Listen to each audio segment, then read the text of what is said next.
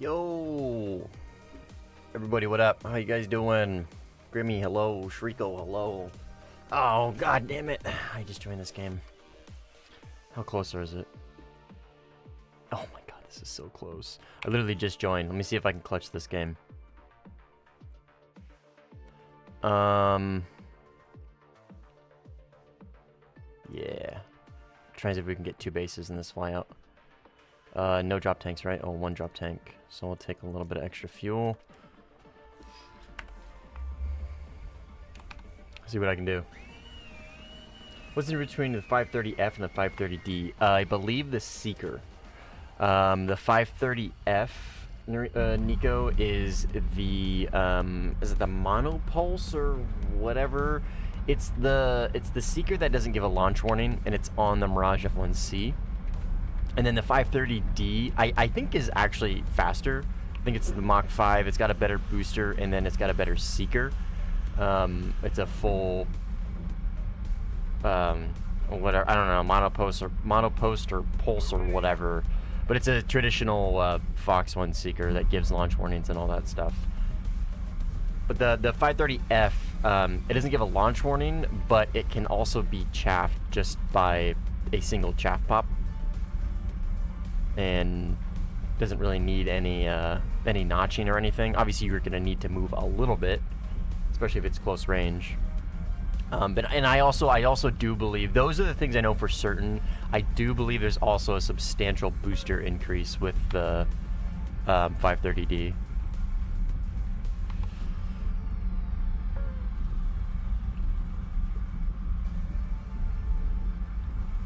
Yeah, no worries, man. 530F is, like, very much disdained. It is a very much hated missile.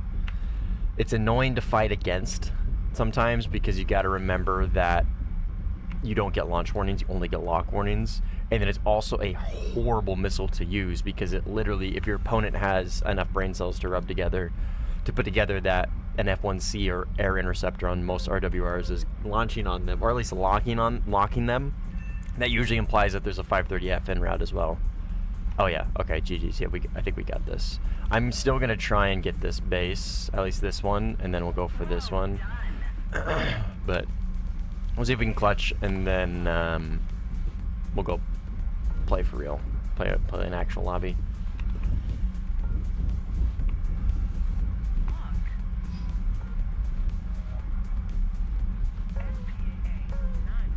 Why, Nico? You getting a Mirage? Iron Times, what's up, man? How you doing? Interesting name.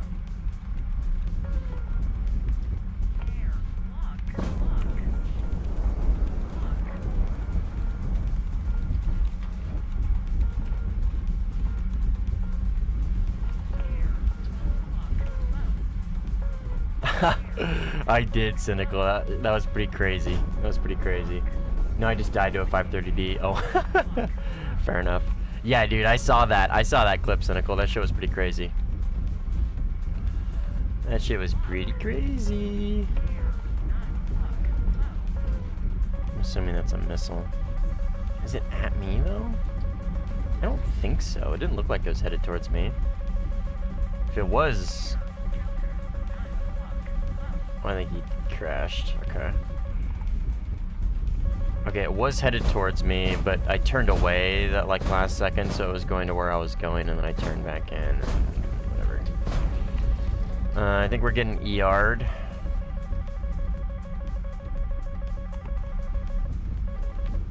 Maybe? Can't tell. This guy right here, this is his missile, I think, or this is him. I think that's his missile. Yeah, it's his missile. Looks like he's defensive. I'm just gonna launch on these guys and try and get him to go defensive because we are trying to get these bases right here. We're not necessarily trying to kill these guys. We're trying to just absolute bum rush tickets and try and clutch this game if possible. Base should be like right here. Let's go ahead and mark it so we can visualize where it's at. maybe. It's off my right. It's like right in front of me.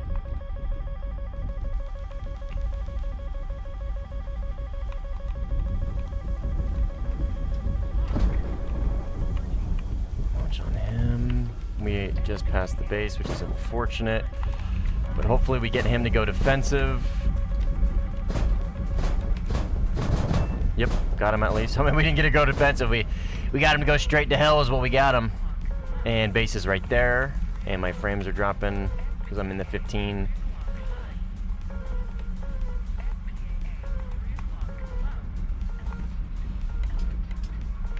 I don't remember if it's 2 or 3 napalms, but we're doing 3. I think it's 3. Yeah, it was 3. Oh no, it was only 2. Oh, whatever. We'll get this base over here. Ryuk, how you doing, man? I checked the replay and it never went above 12 Gs. Maybe it was, I don't know, dude. I don't know. Maybe because it was pulling upwards, it was able to pull just this absolute fuckload of AOA because it was fighting against gravity. Maybe it slowed it down. I don't know.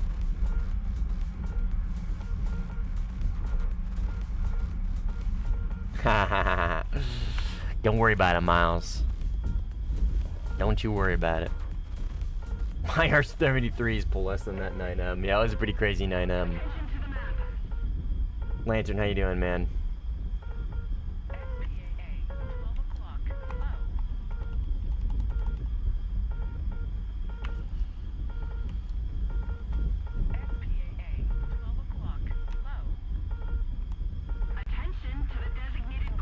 Well, I don't think these guys necessarily needed my help, but I'm already here, Chief.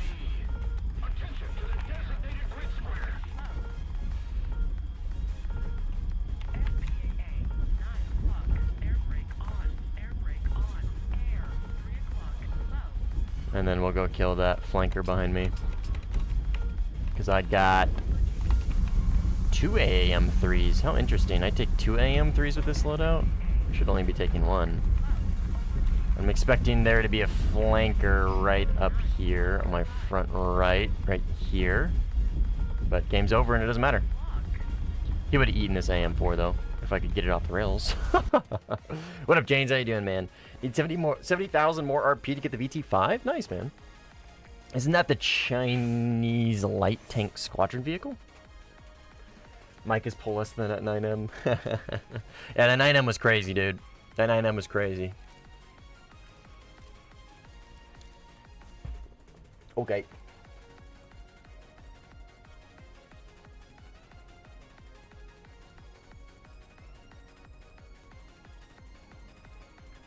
Cheddar's loving the blanket. Okay, not a whole lot of games to be had at the moment, not gonna lie. Everyone wants to play Red 4 13-7, and I don't blame them. Need 48k for the Su-33. Yikes. Double cat, yes sir. C10 day. Oh, true. Yeah, C10 on 13.3 and 13.7, dude, is so much fun. It's so much fun. I do think I'm gonna continue to work on Japan. I still got a little bit more to do here. I've got JDAM ERs, and I can play the F2 and try and spade it up and get the Su-30. Still waiting on the A7. That's rough, man. Feels bad. Let me tweak with some loadouts here.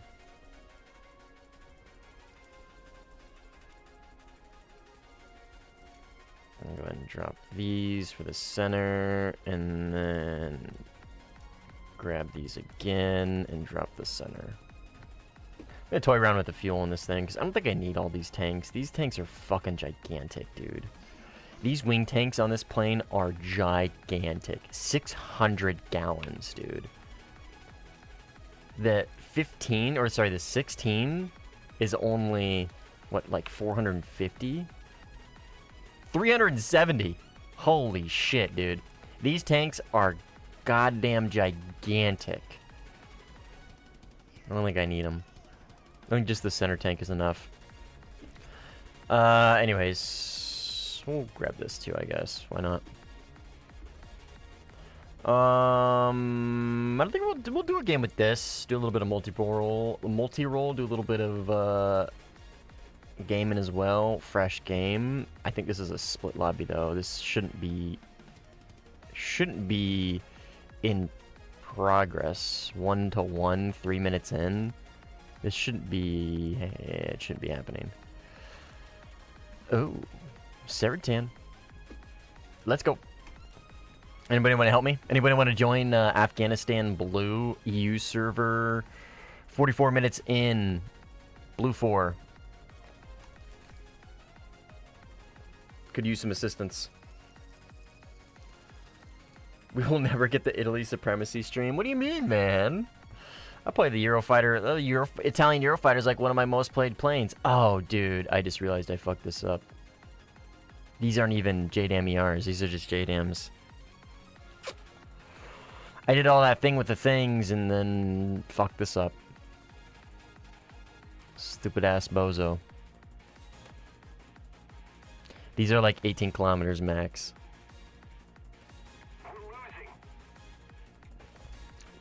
Okay, PvP it is.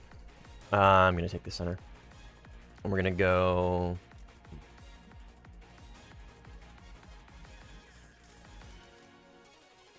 It's Afghanistan, so let's go like 24 minutes. Double car, yes sir. Damn. Assistance has arrived. Let's go. Appreciate it, gentlemen.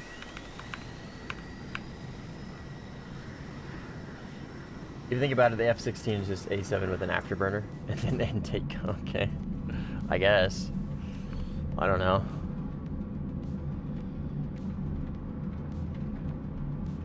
I'm gonna be burger pilled. Alright, man. Enjoy your burger.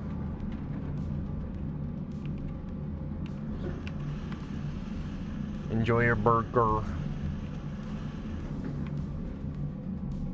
Burger sounds kind of good right now.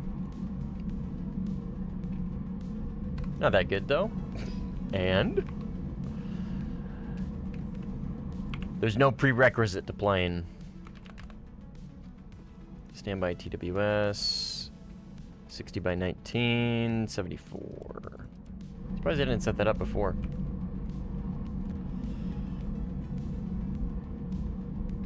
Yeah, Miles, dude, I said that we were gonna do a tournament for 2K.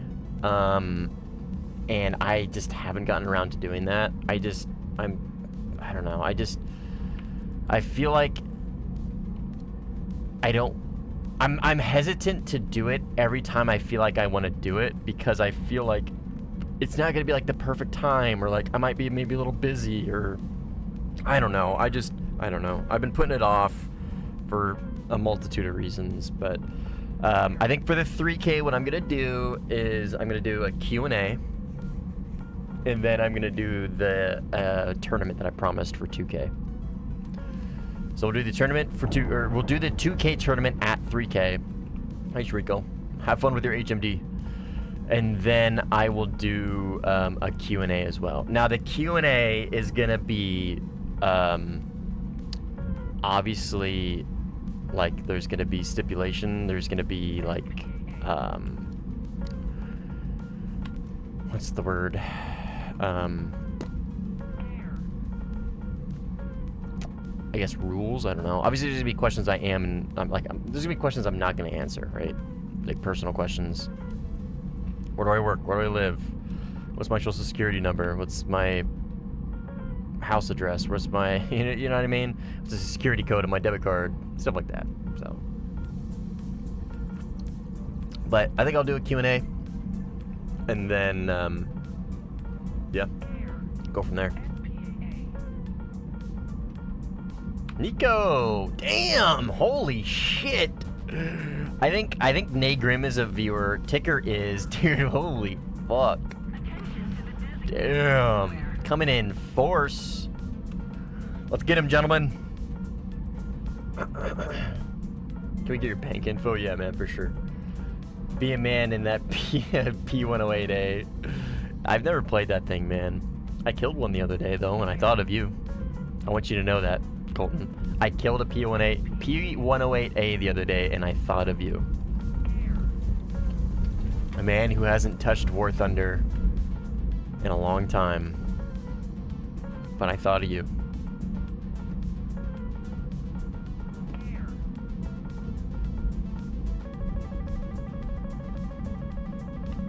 Is that at me? I gotta remember this RWR is a really long range, almost similar to like the Eurofighter. So things are a little farther than I'm gonna expect them to be from like a standard RWR. This guy's pretty high altitude. Let's see if he eats that. Oh yeah, you eat that, Chief. You waited way too long for that defense. Way too fucking long. Okay. Awesome, dude. Hell yeah. Go off the rails, please. We love Iron Dome. Yep. Iron Dome that, retard. Sorry. Fuck that guy. Fuck that guy and his Iron Dome.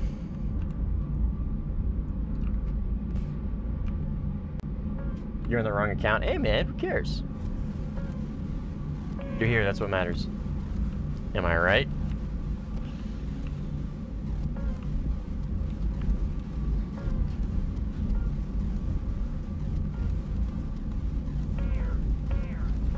Ooh, 29 close. This guy right here, I think, is 29. Yep.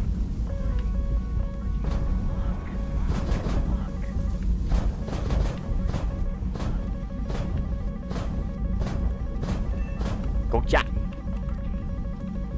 And then Su-34 right here. It's my last AM3, dude. Or AM4.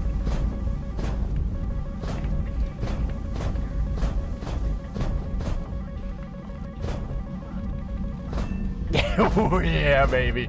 I love the AM3s. The AM120 she told you not to worry about, dude. Oh baby. Oh baby. Give me AM3s over AM120s any day. Well, give me PL12s over anything any day, but you know what I mean.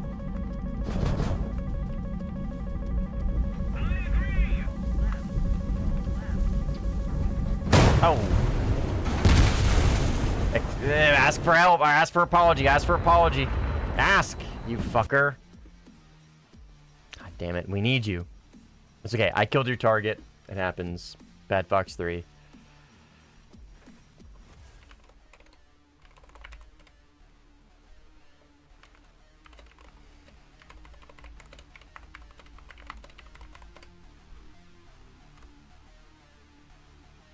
Actually, it's AM4. Whatever. Dude, you know what I mean. We were gaming, though. We were doing pretty good there. I wish we had adjustable scope scale for RWRs. Yeah. Dude, me too, Nimble. Me too. Like the Eurofighter, dude. What does it go out to? Like, is it 100 kilometers or something? Like, it's fucking far, dude. It's way too far. Look, we have RWR sensitivity, but that doesn't really, like, fix the problem, right? That, I mean, it does fix the problem, but then it introduces another one, which is obviously, like, you're only detecting targets within now, like, 50 kilometers or whatever. So. Missile count doesn't bother you? I mean, it does a little bit, yeah, for sure. It absolutely does, but I don't know. I haven't played this thing. I haven't even spaded this thing yet, man, so I feel like I need to. I'm really trying to get that Su-30. I'm trying to re-100% Japan, so I haven't even spaded this thing yet. I feel like I need to. I feel like I need to. I've played the 13.0 F2 quite a bit now, so I'm really confident with this thing's flight model and just how absolutely cracked it is, even technically not 100% spaded. Like, I'm missing like one performance mod or something.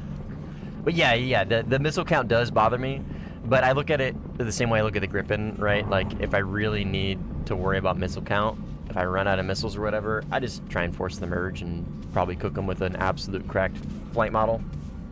What up, Kaizo? How you doing, man? Straight flipping burgers right now? Good. Is that a good thing? I hope so.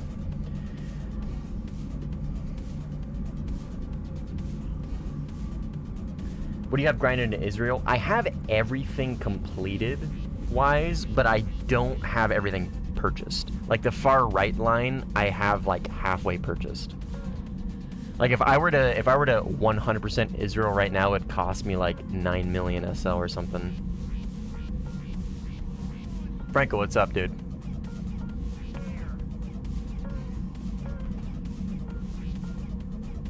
Store-bought patties, but I'm lazy as fuck.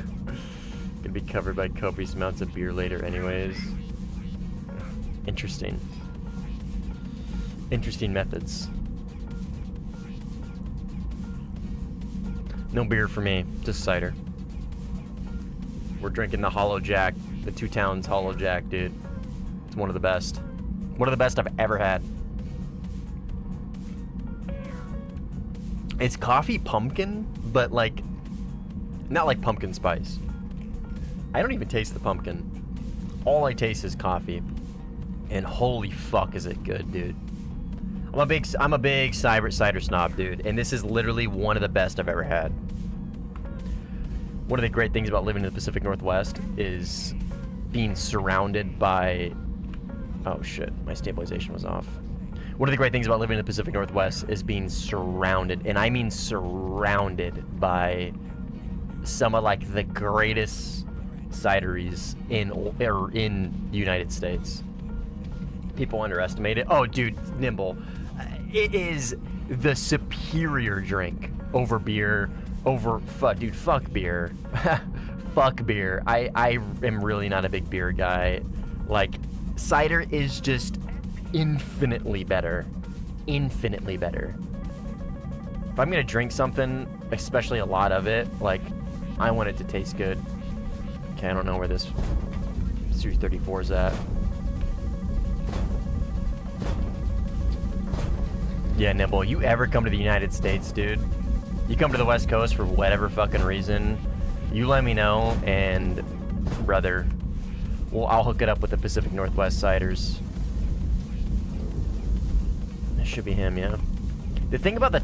Ooh, he's in the notch. The thing about the tall ACM is verifying your target. Like, you might get him locked up with the tall ACM, but verifying that that is the guy you have locked up without an HMD to get the target point can be very difficult. Okay, well, we're not going to waste another AM4 on him.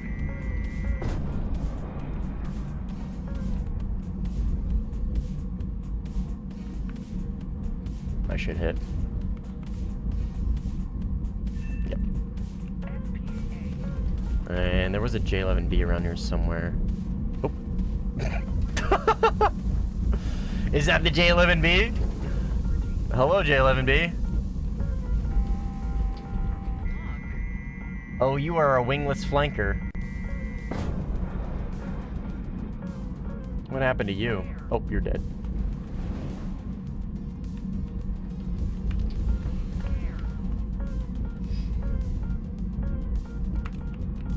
Context clues, that's why tall ACM is great. Yeah, again, man, it's just verifying like you have the correct target locked up. I gotta get used to it. I really need to get used to tall ACM. The hardest thing I'm gonna have to deal with is obviously like target verification, right? Like lock IFF, if that makes sense. Verifying the target I have locked up is the guy I wanted locked up originally, and I didn't accidentally like pick up a friendly or something. I got him. Just a standard flanker, poor guy. Need backup on my right. I'm assuming he was referring to the guy that I had locked up, or was locking me up and launching on me. He should be good. Okay, off my left. Got somebody there on radar. 37 kilometers. Tall ACM IFF with vibes, yeah. You can't even order it here in Germany. Whenever I ask for it, they have no clue what I'm talking about. Really? That seems really surprising. Isn't cider like really, really big in the UK? Like, obviously Germany and UK, I understand they're two different places. But like, I feel like it would kind of cross-pollinate. You know what I mean? Maybe I'm crazy? I don't know.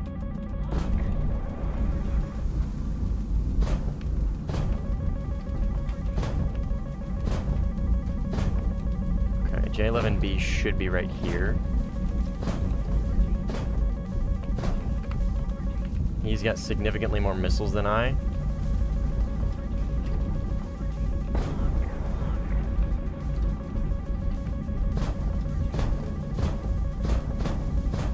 I can keep him hard locked to try and keep him in look down if possible. Lost him. Unfortunate. Okay, we're gonna have to force the merge. We're out of Fox 3s. Oh! Oh! It did reacquire. Hell yeah, dude. Hell yeah. You can get it, but it's not common. Oh yeah, I'm sure like I mean anything, right? Anything should be theoretically feasible to acquire in just about any country, at least in the Western world. What do you think about A120Ds? I mean, I don't know, man. I think it's going to be a good addition for US. It entirely depends on the platform in which it gets added to. If it is on an F-16, it's going to be such a fucking slap in the face to dude, it's going to be such like I've been saying for a while, I think the A120D is a totally reasonable addition at the moment. I've been saying that probably for the past couple months. I feel like the A120D is a totally reasonable addition, right? One of the things that makes Blue 4, specifically just Blue 4 as a whole, lack is missile performance, right? A120C5s, A's and B's, and 9Ms, right? 9Ms are pretty consistent missiles for sure, but they really, really lack in the dogfight performance, right? They're not great off the rails. They only pull 30 Gs, and they have like, what, half a second seeker delay or something like that. So, like, they're overall not great dogfight missiles, but they're still pretty consistent. I honestly like 9Ms. They're consistent enough for me to be like, oh yeah, they're good missiles. I think they're up there in some of the top IRCCM missiles. But obviously A120s, right? A120s are ass. So I feel like A120Ds are a totally reasonable addition and have been probably for a while. What do I expect? I have no idea.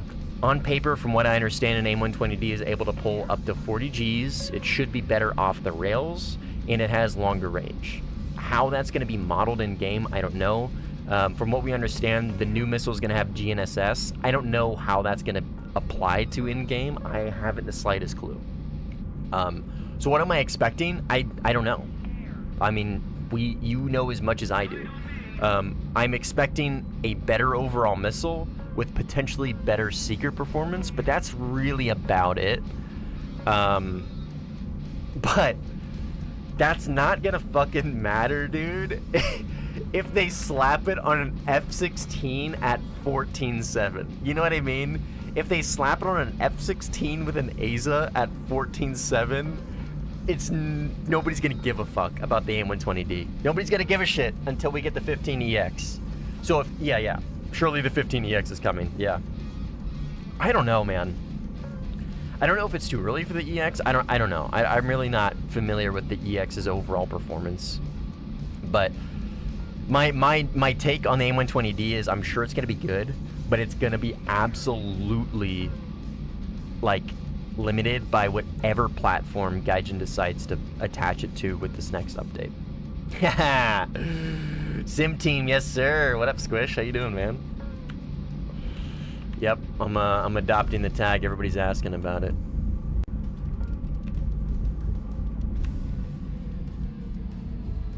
What up, MH? How you doing, man?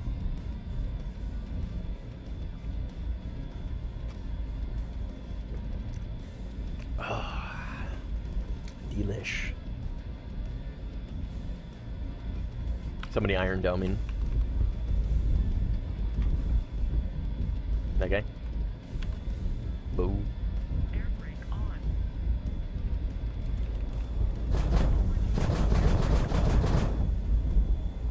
Air brake on. Gotta keep the morale up. You know what I mean? Gotta do the cool flybys. Gotta keep the morale up. God, I can't see shit on this map.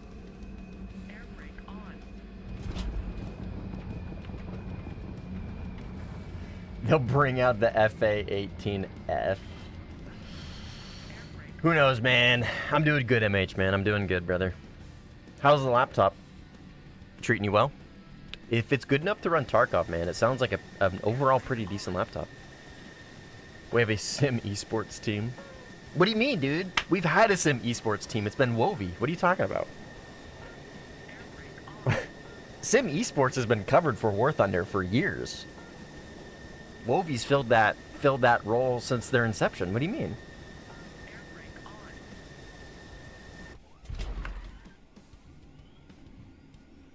Yeah, I was part of an esports team.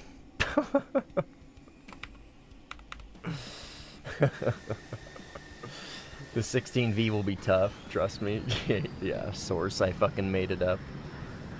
Can run War Thunder, almost high settings, stable 60 FPS. Dude, that's awesome, MH. I'm happy for you, man.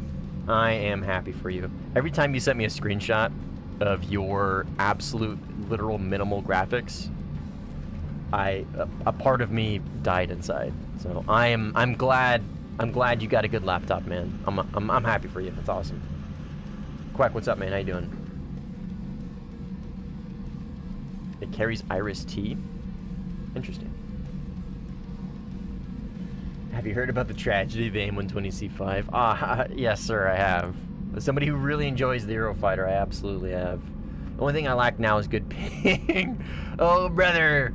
I don't mean to be the bearer of bad news, but something tells me until you, as long as you remain in that godforsaken country, I think you're probably going to be struggling with ping for a bit, no offense.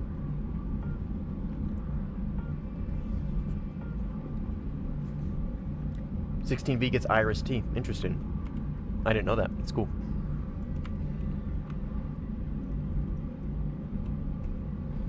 Who's the one next to Cheddar? That is Boots. It's my Siamese Boots.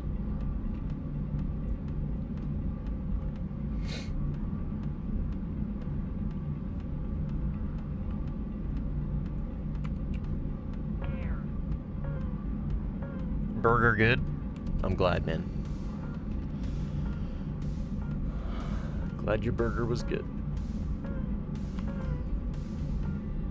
Attention to the map. Attention to the map. Experience will be elevated with beer. Okay, I got a J11B close left. Is he low or high?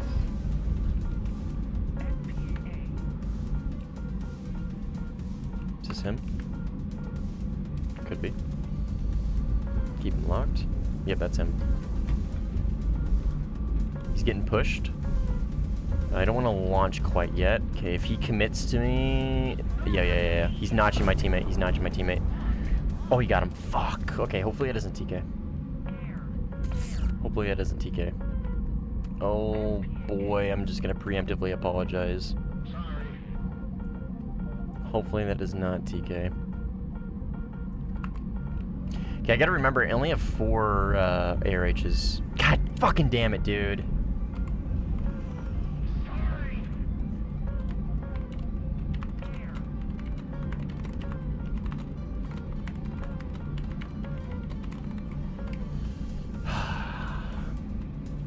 Well,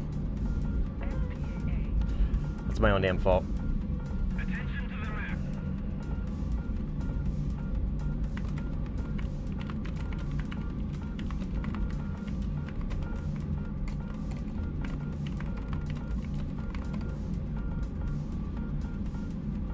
How you doing, Alice?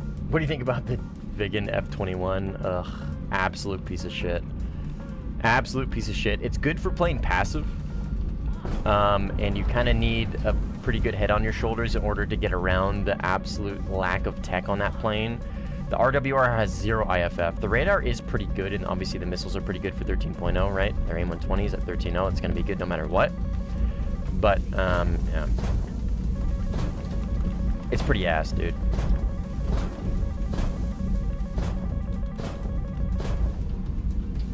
It is pretty ass.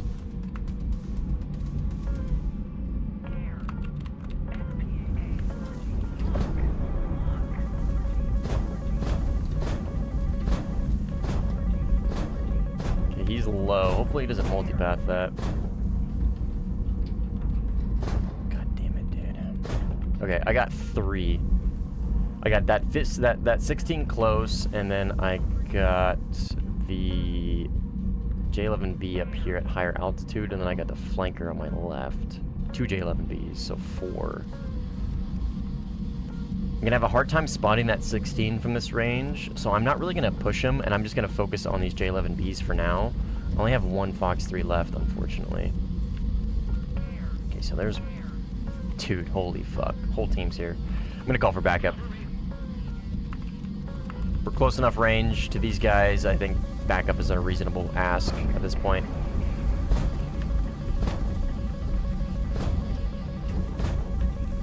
Just drop tanks.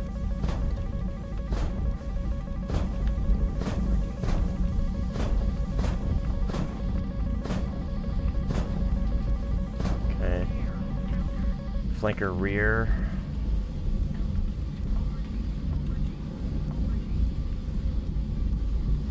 He's up there. I see him. I'm hoping his dog shit N001 just doesn't see me.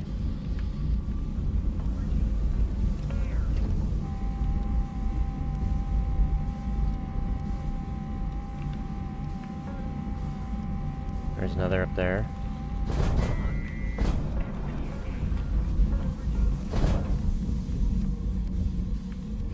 That might not hit him, actually.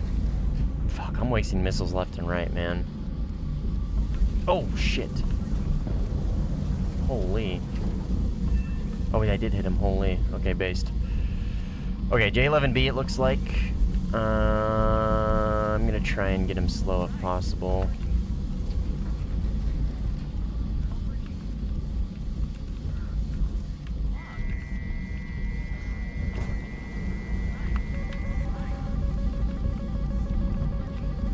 Radar off. I win the 2 circle even against him. Gun is on my left. I win the 2 circle even against the J11B. Even at 20 minutes fuel, I'm pretty confident I can beat that. At least I think this is a J11B. Is this a flanker? Or base flanker, I should say. Or not base flanker, but SM. Yeah, do the thing, dude. Do the thing where you lose all your speed and then crash. Good fight. I guess that really was kind of like the only thing he could do. I was pretty clearly... Well, okay, in that situation, that was kind of the only thing he could do. I think he was just kind of monkey pulling. I think he was just holding back on the stick. I don't think he was really, like, actually rate fighting with, like, nuance and speed. Or, I guess I should say attention to speed. Alright, I still got 3 AM3s. And we were pretty well surrounded around here. Let's see if we can make our way to A. What did this guy say?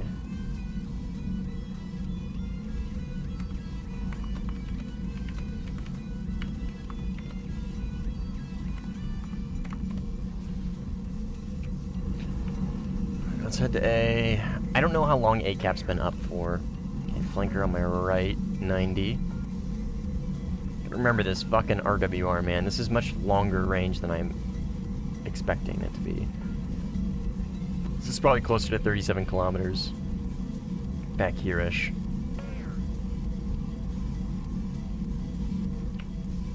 Okay, A's done. So that is about how much left in A cap there was. Grippin. So not crazy extra boost, but GNSS and better battery, possibly better seeker. Honestly, dude, the thing that excites me the most for the potential of the AIM-120D would be its off-rail performance. Everything that I have read is that it should pull off the rails better, and it can pull up to a higher G tolerance of 40 Gs instead of 35. I don't know how that's going to correlate to the game. But honestly, that is probably what I'm most excited for, is better off-rail performance. But again, man, I don't know, right? We don't know. It's not in the game yet. We're all theorizing here. All we know is what Gaijin has told us, and that it is coming to the game, and it is going to have GNSS, right? That's kind of the big thing that a lot of people are kind of attaching to at the moment, which I don't blame them, because that's what Gaijin's already said, right? It's from the horse's mouth. So what that means in-game realistically, I don't know. I don't know. right? We're not gonna know until we get it, and we actually get our hands on it, and we get to play with it and see what it's all about. In the files, it had GNSS, longer battery, and no angle limiter. Oh, true. I forgot about that. So no gimbal limit, right? That's fucking gigantic. Depending on the plane that it gets attached to, right? If the plane has an over-the-shoulder radar, dude, that is fucking huge. Huge. One of the biggest issues with like the Eurofighter and the Gripen E, where it can look over its shoulder, but it can't really fucking do anything with it. Well, I mean, it can obviously do something with it, right? It can maintain a lock over the shoulder, and you can kind of turn in, give some position, and go for a launch, right? If you pull in pretty aggressively, right? But if there's no angle limiting on it, then you can just launch from the notch. Obviously, that, again, completely depends on the platform in which it gets attached to. Like, that's the biggest thing here. We're going to get the AIM-120D, and we're going to eventually get the AIM-120D probably proliferated to quite a few different platforms, right? But as it stands right now for this upcoming update, it is only, well, I don't want to say only, but I'm assuming it's only coming to at least one plane at the moment, right? That's kind of what the update's about. It's about the AIM-120D and the PL-12A. I would imagine those could be coming to specifically one individual plane, or maybe two for the PL-12A, because they said that's coming for the J-10C, but I could see them adding a second plane as well, in addition to that. But, has gimbal limit? We'll see.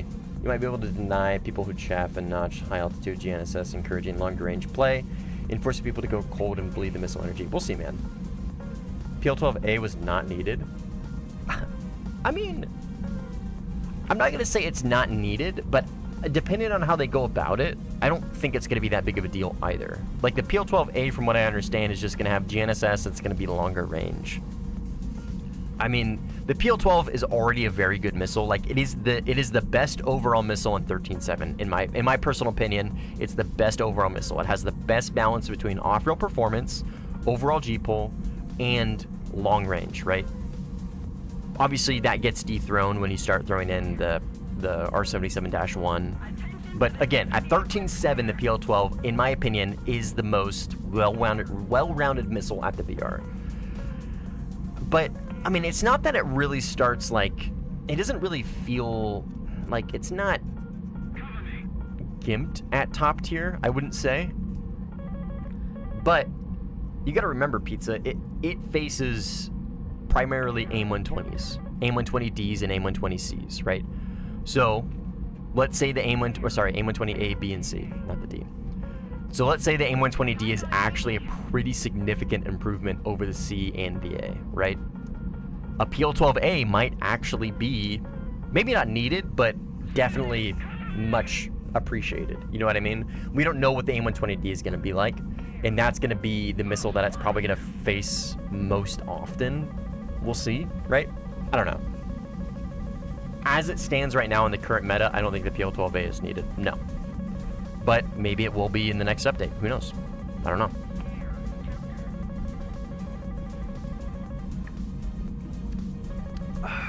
I think the WS-10 was more crucial above all for the J-10C. Yeah. I would agree. The PL-12 is obviously still an incredibly consistent missile. It is very consistent, and any BR in which you take it, 13.0 all the way to 14.7, incredibly consistent missile. But again, right, we're going to get the introduction of the AIM-120D. That might be a very good missile, who knows? And maybe the PL-12 might need a little bit of assistance. How is Blue 4 after update? Are you talking about after the most recent update, Alice? Blue 4 is definitely struggling. Definitely struggling against the Su-30 SM2, for sure. I don't think it's like, holy fuck, the game is impossible to play, Su-30 SM2 is just too OP and blah, blah, blah. But I would say struggling is probably a fair take. Obviously, if you have France in your team, then it gets a little bit more manageable. But it's been good. I mean, I don't have a problem with the Su-30 SM2 being the top dog. I I really don't. I think that's fine. I think it's absolutely okay for Russia to have its time in the sun. I don't think there's anything wrong with that. Still, I was hoping that it will be better after RWR being resigned. I mean, obviously that is a huge, huge benefit to Blue 4, top tier specifically. But that doesn't change the fact that the SM2 is just kind of dominating top tier at the moment. Like, the Eurofighters and the Gripens are good.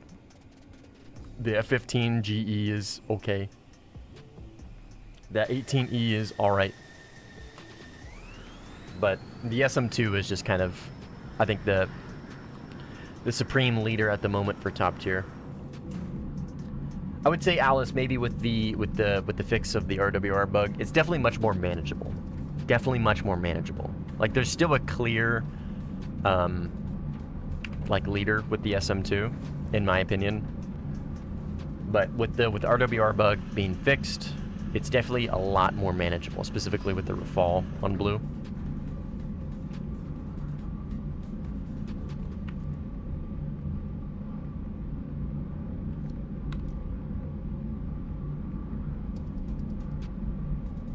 Got some joiners. Iraqi Filoni, man, I haven't seen him in a while. I used to play with him all the time.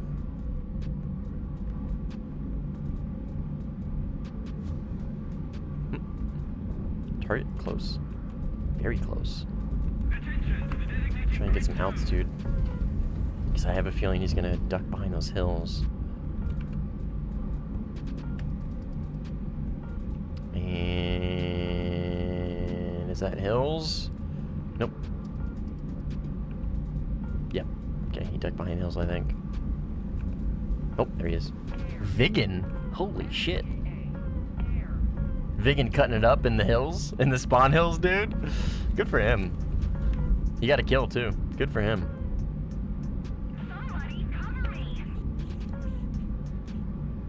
Let's lock him up, let him know we're behind him, maybe we want to fight. Old man doesn't know what year it is, though, unfortunately. This thing absolutely guzzles fuel. If I say on full burner, it's gonna be kind of a detriment to me at the moment. Okay, he's turning in. Do I even waste the AM-120 or the AM-4 on him? Yeah. Better safe than sorry, I guess.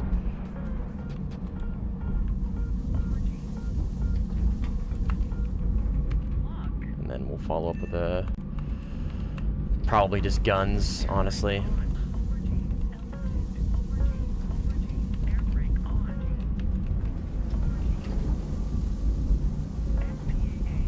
Oh shit, got really slow. Guns on my left.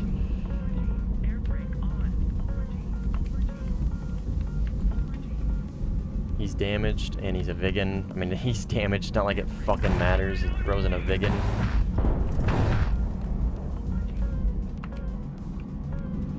Alright. Who is calling me? One second, I gotta take this call.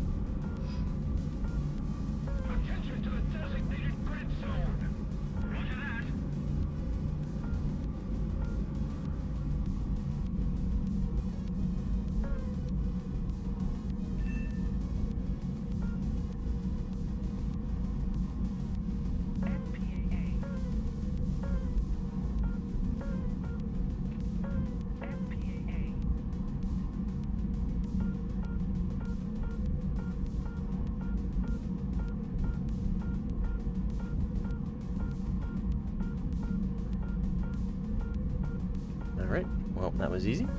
My heater core for my 280Z is absolutely fixed in record. Hopefully I can finally get my car back together. Okay, so this guy is dead. This guy is pushing me.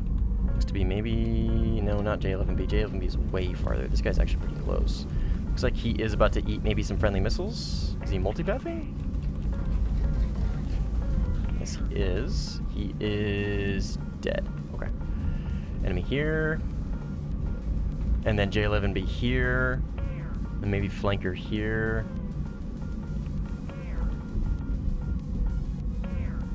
Only 15EX will have the great 90 to 120 degree wide lock and scan, though. I think the M120D use, we better utilize to defeat people who are in the 90 degree notch. We'll see, man.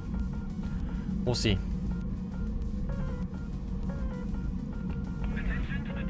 Okay, we got quite a few targets here. I don't know if I want to waste the AM4 on this J11B quite yet.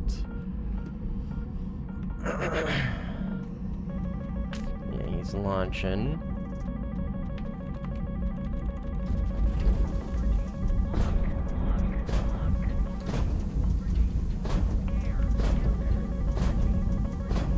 He's right there.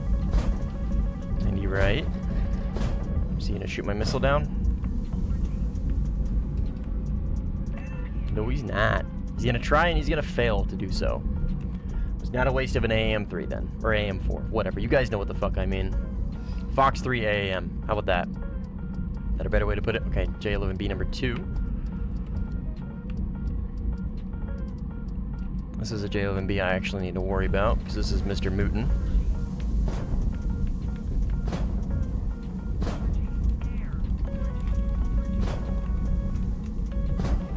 The other guy is kind of a bozo. Don't think I really need to worry about him.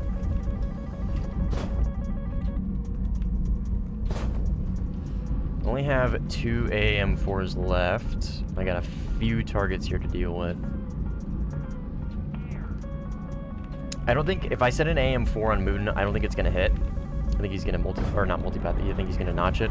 So I'm going to try and get rid of this flanker, and then maybe force the merge with Mootin, and risk it with the dogfight.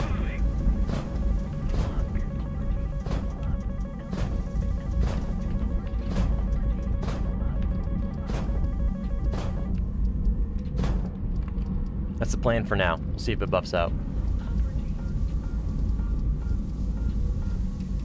Somebody right here. This is probably flanker. Can't really see.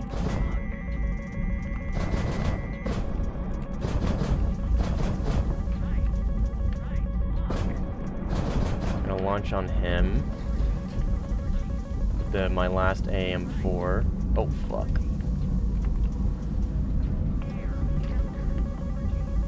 Just gonna go into the rate. Kind of a lazy rate. I know that J11B is launching a PL12 on me.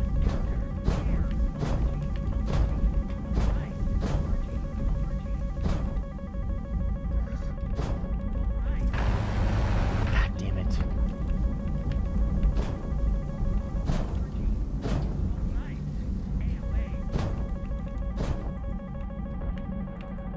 I think he's gonna crash.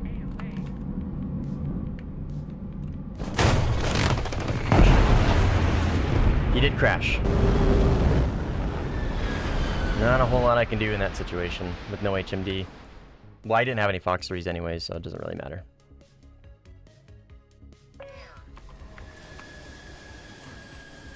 But that Su-33 did crash. Absolute bozo.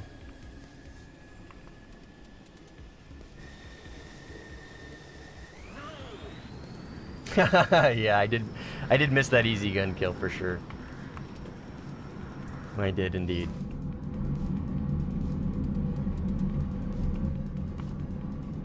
Would like to be able to take AM4s right here. That would be awesome. You do feel it with 4 sometimes.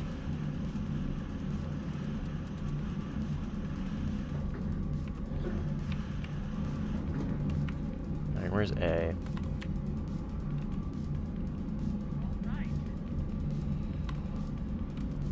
Go ahead to A. No, he's 100% right. I should have absolutely fucking hit that shot. That was a horrible shot.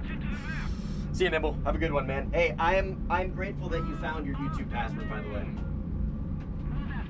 I want you to know that. I've already recommended your new controller guide to a few people.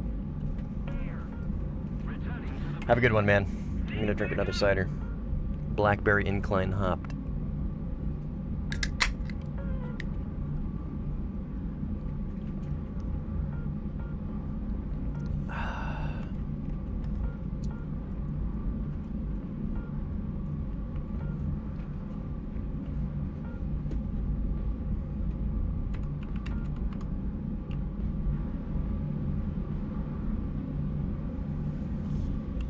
Alright, we'll meander over to A.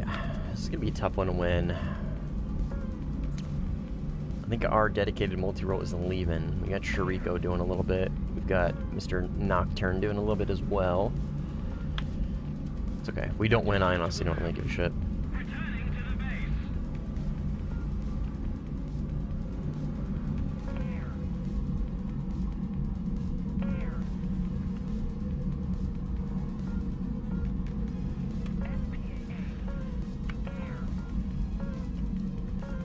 We will try and cap A, though, if possible.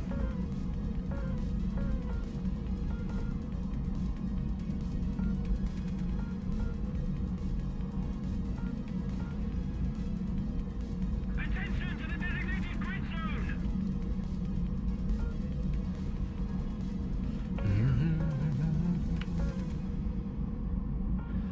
Flankor. F5. Okay. Well, I'm headed to A. No, you're good. Lantern, don't worry about it, man.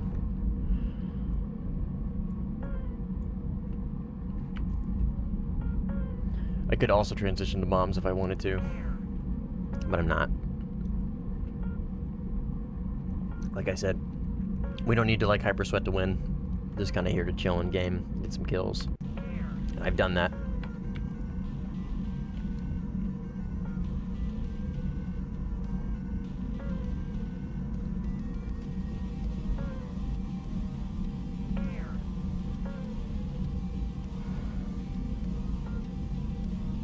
Can't wait with Su-30 missiling my missiles. I can't with the Su-30 missiling my missiles. Unfortunate. Iron Dome meta, baby. Hope you enjoy it, because it's here to stay. I'm good, Atix. How you doing, man? I'm doing good. 12-hour work shift, and drinking some ciders, and decompressing and playing some Warthunder and having an overall chill experience at 13.7 Blue 4, which is usually unheard of. I'm really liking this F2 though. I think I really only have like one player I need to worry about on the enemy team. So the lack of HMD, I don't really feel it at the moment. But I also have a pretty stacked team. I got Shariko here, I had Ticker here, I got Nocturne, which is Lantern, Pizza, Nico, Patry. Looks like Samira's here for a little bit. I had another Pizza. Iron Eagle 13 was here for a minute. So anyways, pretty stacked team, so I'm probably not feeling a whole lot of pressure just because the team's pretty stacked. But anyways, what I'm getting at is I've been enjoying this game. And I haven't really felt the lack of HMD. But I really just think it's because I've got one enemy on the team that I need to actually like lock in for, and that's it.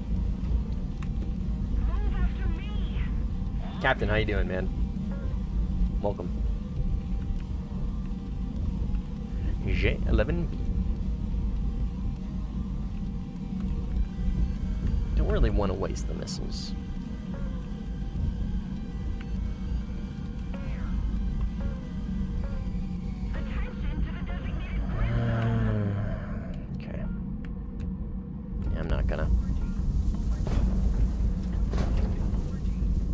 Really have the missiles to just kind of send out.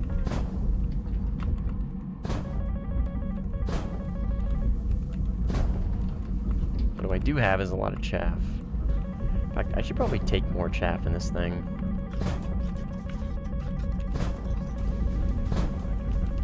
I'm noticing I'm taking a lot of flares.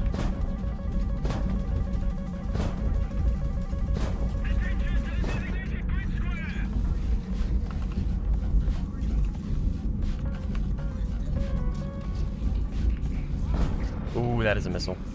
God damn it. That's another fucking missile. Fuck me.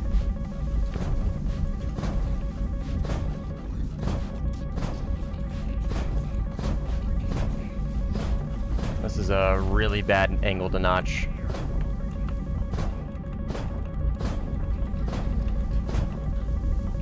Really bad angle to notch. I don't think you have any more Fox 3s. I don't think you have any more Fox 3s. I think you used every single one of them in that.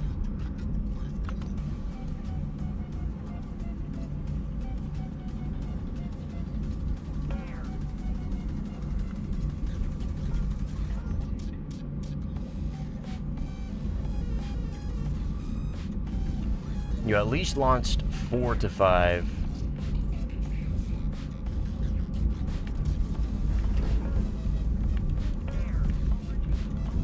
Go off the rails, please. Thank you. You're... Good fight. I don't think you had any Fox 3s left. That thing only gets 6. I think I counted at least 4, possibly 5. Getting to A, I figured he probably would have launched at least 1. 12 hours sounds brutal. My job is relatively chill. So chill that sometimes I can, like, no shit, just take a nap at work. Refuse to lock. HMD rough.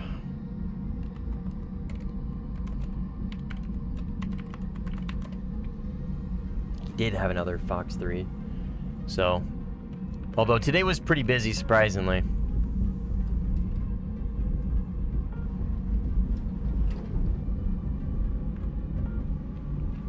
But it was a good day at work. It was a pretty good day at work. We had a pretty serious issue at the very beginning, and our engineer is he moved to a different plant.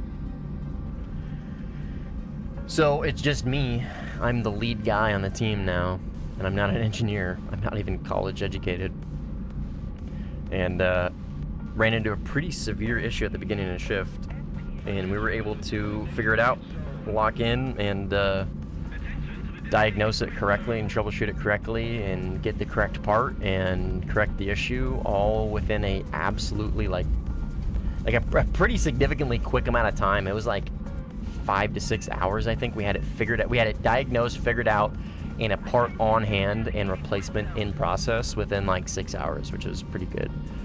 So 12 hours, yeah, whatever, but relatively pretty simple work, and it was a pretty good day at work. So, and then I took a nap after that.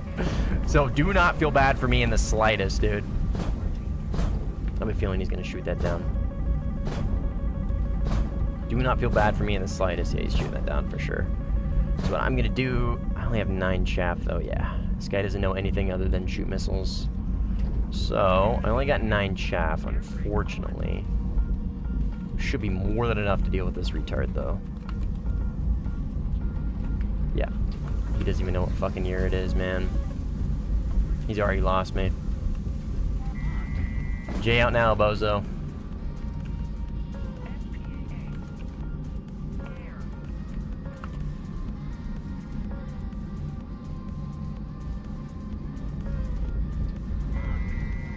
Yeah, surely going up and closing into distance with me is going to be the correct move.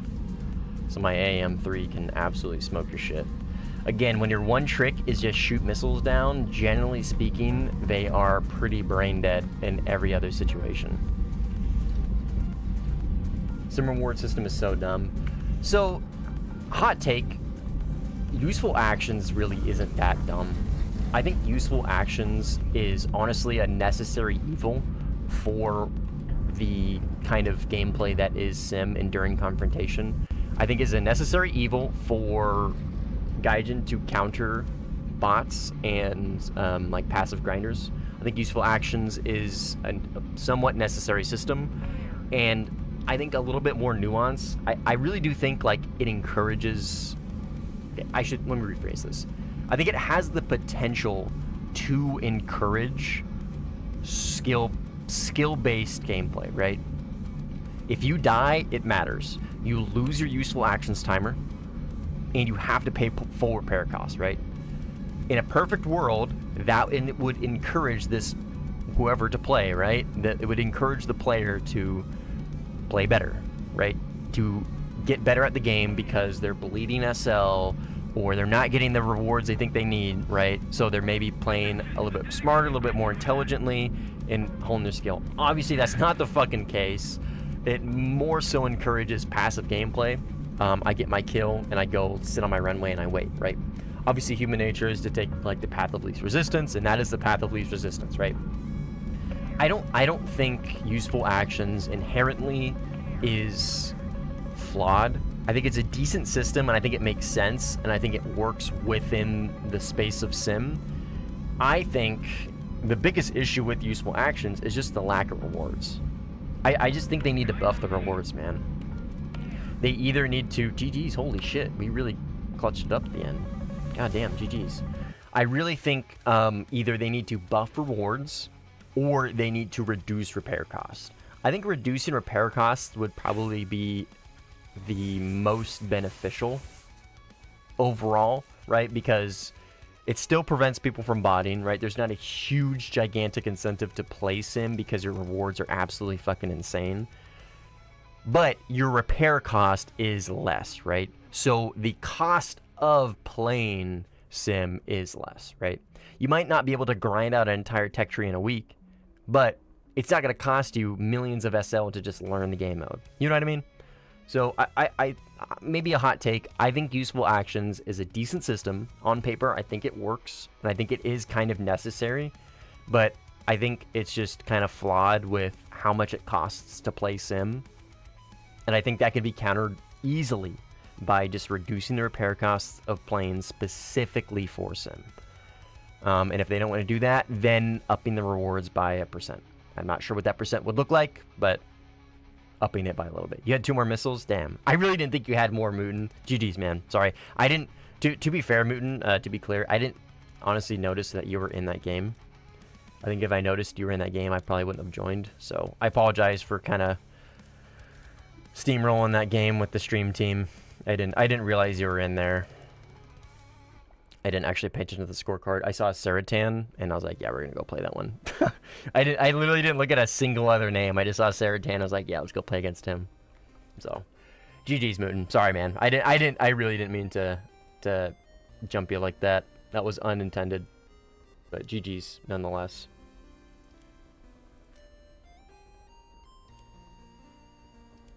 Saratan left immediately. Oh, I'm tracking, dude. I'm tracking. Got 4 kills. Nice, man. Yeah, it was a fun game. It was a fun game. Yeah, I had fun playing the F2. What things you enjoy apart from Warthunder, like cooking, reading, shooting, aquarium, pets? Obviously pets, right? But honestly, my biggest hobby is just cars. Working on my car. So I got a 1976 280Z, Datsun 280Z that I've had since I was in high school. 2012. I bought it in 2012 for like $750. Didn't run, etc., etc., etc. It's been an ongoing project with my dad and I since I've had the car. I had it in the Marines. I met my wife in it. Like, so definitely that is my biggest hobby, apart from Warthunder. But I guess cooking, I don't know. Like, I like to cook sometimes. Already did it, Nico. I already did it, but I really appreciate it. Thanks, man. New cat? Not new cat. Just Boots. She's been enjoying the tree more so recently. I still believe you should be charged for theft at that price. I'm telling you, man, even when I bought the fucking car, literally, like, as we were giving him a handshake, he goes, yeah, I feel like I might have priced this a little too low. And I looked him in the eyes, I was like, you might have. You might have. But he was a really nice guy, airliner pilot. And he listed it for $750, and he held it for us. We came from out of state to go buy it, to go look at it. Like, he had listed it literally that day, and we told him, he's like, he already had a couple offers, but we were technically the first, and we told him that we were going to be coming from out of state, and we wouldn't be there till the next day. And he held it for us. And he said, yeah, absolutely. I'll hold it. No offers will be accepted until you look at it. So, very cool guy. Very cool guy. Any major mods to the car? No. Well, actually, okay. So, major mods as in non-stock mods? No. Everything that I've done to the car, other than, like, obviously the surround, or the sound system, and, like, I've got a front air dam. So a front spoiler and a rear spoiler, very, very small.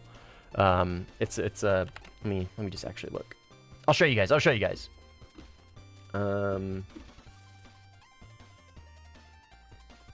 me just pull up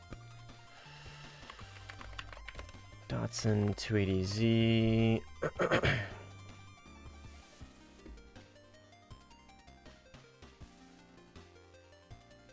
Okay. Just making sure I'm not doxing myself. So this is the car. So this is pretty much what I've done to it. No wheel wells. I haven't done wheel wells. But this air dam in the front spoiler, whatever you want to call it. I put this on it. The car's black now. It was silver. But I put this on it, and then I put this almost this exact rear spoiler. Like it's a really, really small, what's called a whale tail. It doesn't go up quite like this one. See how this one goes up along the edge? It's not quite that excessive. It's pretty modest, actually.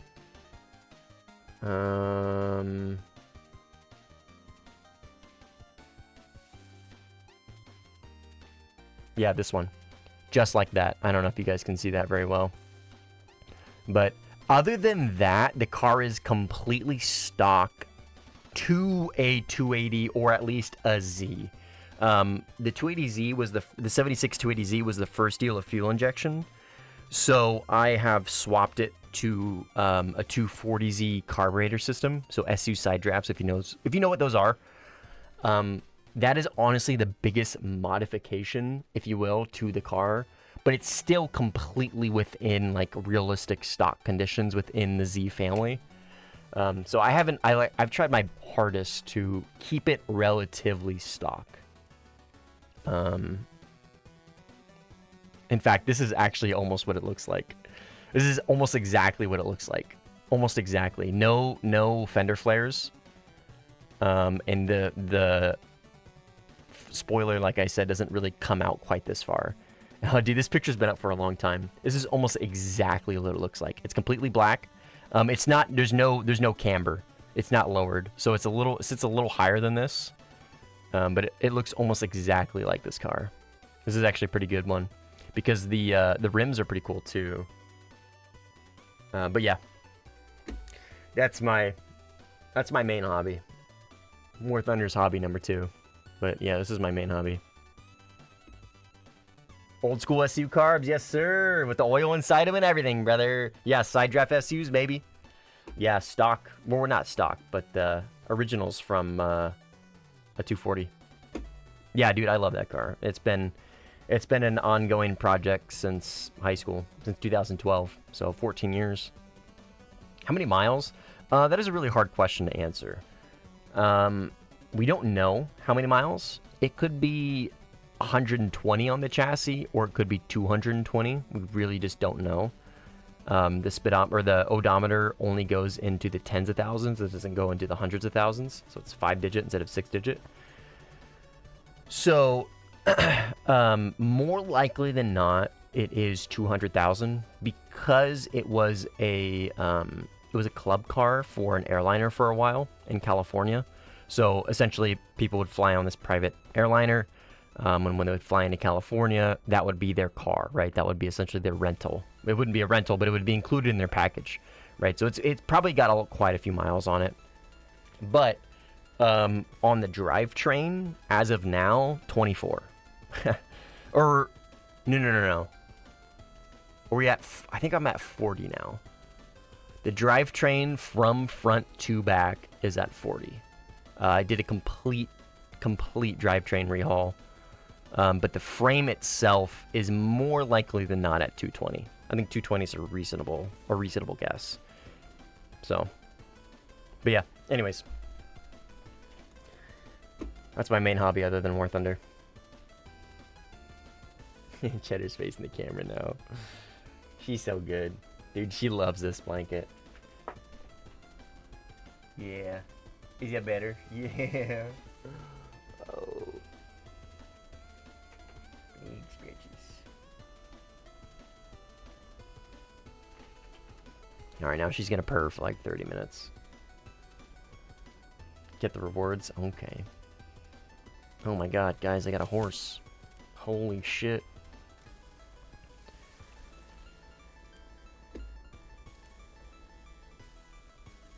All right, let's see what we got. Any more games? Any more games? I don't really want to play red 4. I'm going to stick to blue 4.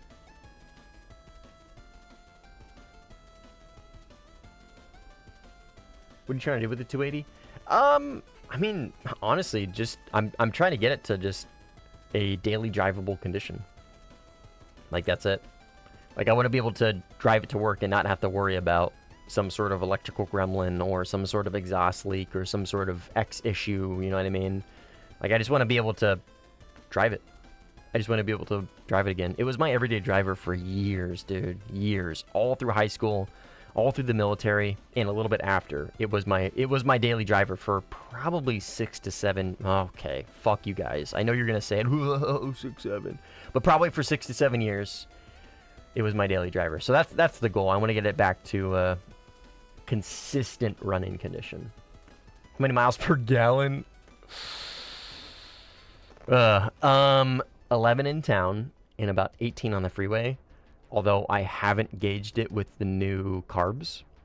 Carbs are less efficient, so I'm guessing probably still double digits in town, but probably 16 on the freeway, if I had to guess.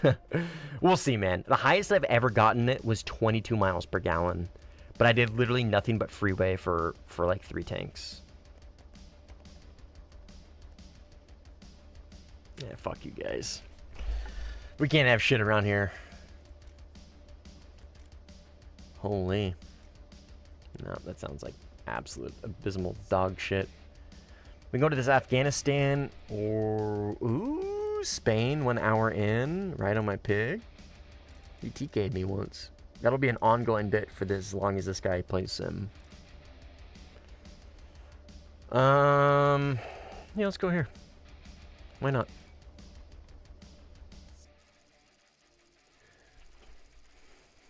Five-star, what's up, man? How you doing, brother? How often do you mainly use radar? Realistically, how much difference will it create in the performance? Pretty often. Pretty often.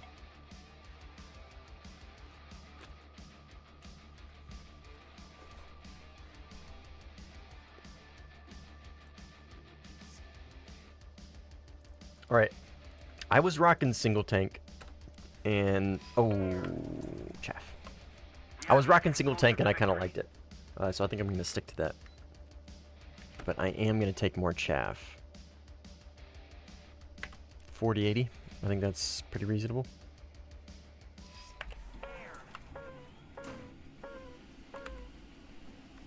$16. Damn! We got Diadalus, Pizza, Shriko, and Negrim. I don't know who you are in the stream. What's your YouTube name? Because you were in last game, so I'm assuming you're in chat.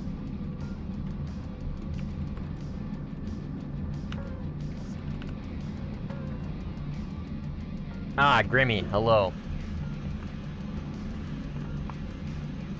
Welcome.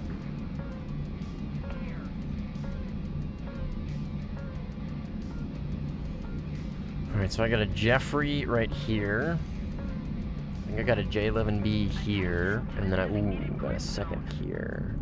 Okay. Attention to the map. I'm gonna head in the direction of these 2 gamers.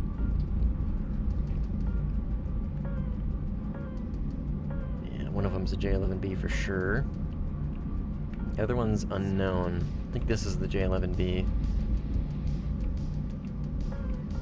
He's launching on somebody. He's defending. They're both defending.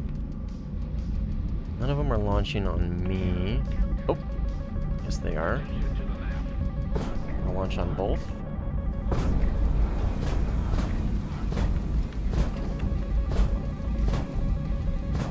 Off my left. No eyes. One right here. Got one. Is it this guy though? Yes. And then I got this guy right here on my right, close. Okay, so 1 dead. Got a second over here somewhere. looks to be dead as well. Okay, alright, clear. Vigan, or not Vigan, Jeff was pretty close. Could be this guy here.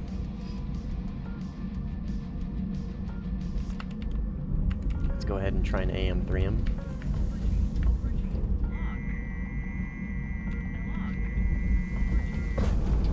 I don't know where he's at. Is he high?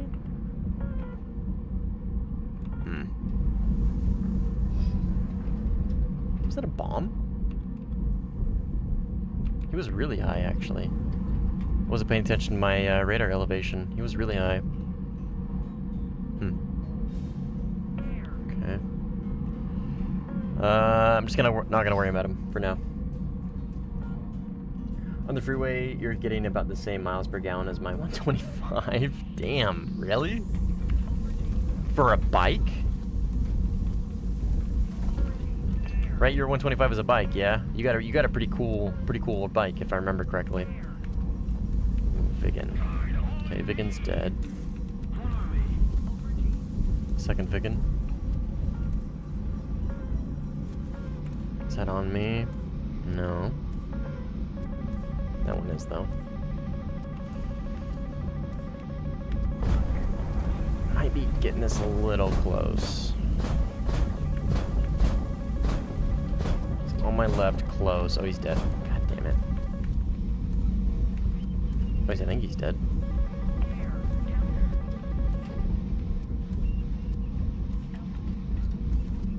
Is this the dead Vigan? It definitely is.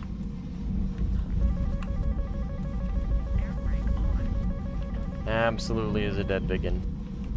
Alright, well, I only have one Fox 3 left, unfortunately. 2-stroke, nice, dude. Get your Raptor to 16.6? That's crazy. It's the... I always forget, Milk. It's the V8, right? It's not the EcoBoost V6. It is the supercharged V8, right? Or is it twin turbo? I forget. If it's the V8, 16.6 is fucking insane.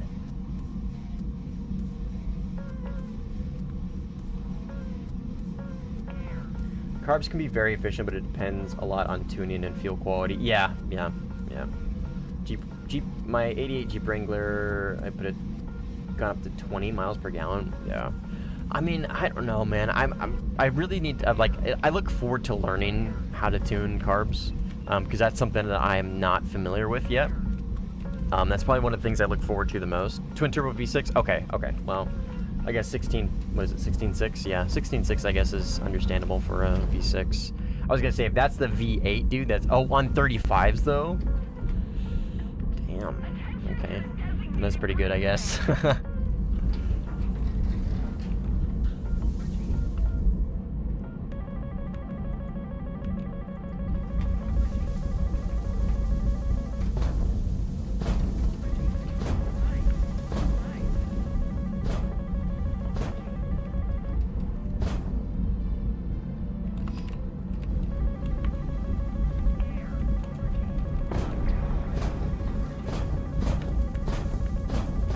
Die here.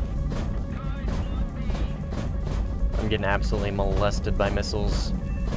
Oh, I got him though. Oh baby, we made it. We made it. Tall ACM. It worked.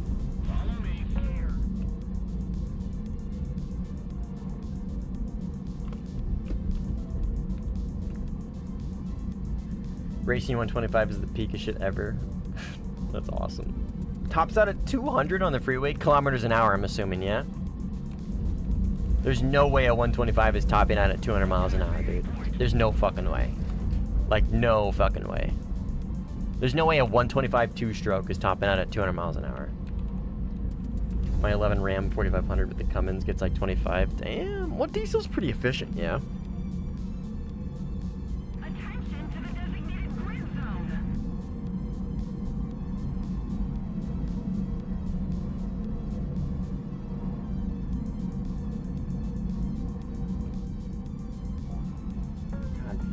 Dude, they're doing some sort of tree trimming outside.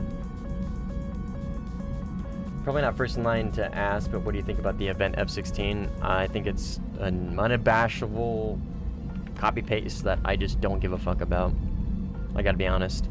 France already has 2 insanely good F-16s. They have the Squadron OCU, and they have the Tech Tree, was it an AM? Or the Tech Tree A, Block 15, the Belgium one. So I honestly, dude, just could not give a fuck less about it. We got so many F-16s, I just don't give a shit. It's really nothing unique. It's nothing to be like, oh my god, I can't wait for this new cool F-16 that's very unique and very interesting and unlike anything else in the game. It's really just glorp shit, copy paste, and whatever. Like I'll grind it out. Don't get me wrong. Like I'll grind it out and I'll keep it. Like I like to keep those cool. Like I like to keep vehicles from events, but again, like it's glorp shit, copy paste, man. I don't know. I don't really give too much of a shit about it. He's turning back in on me. Go my dragless AM3.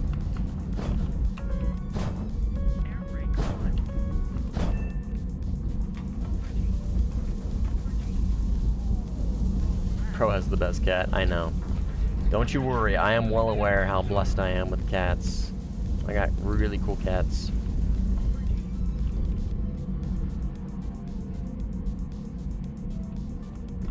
Sorry if you guys can hear the shit going on outside. Jeffrey.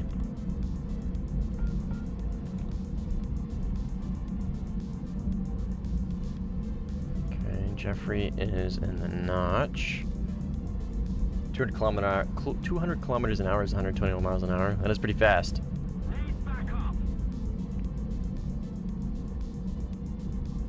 See you, Rocket. Have a good day, man. Have fun in class. Pay attention.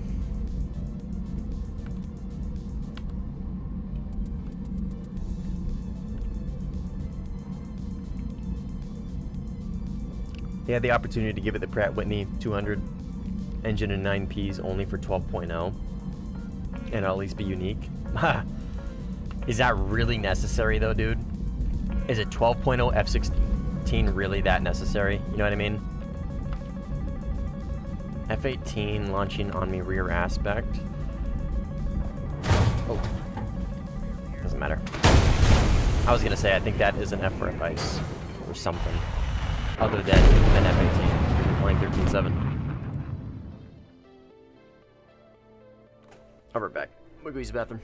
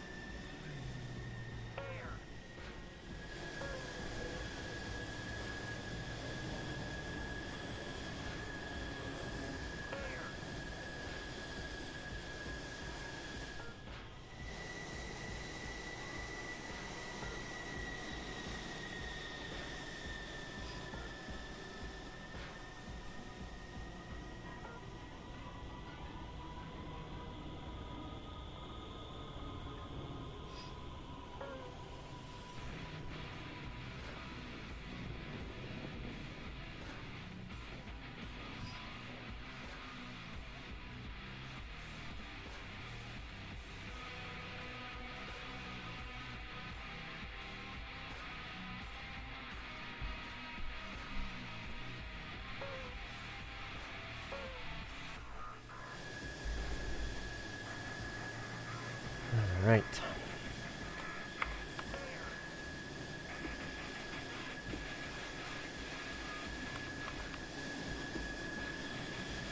Twenty Wolf.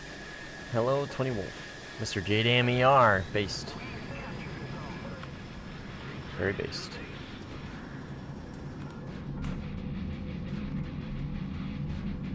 just wiggled their ears at each other.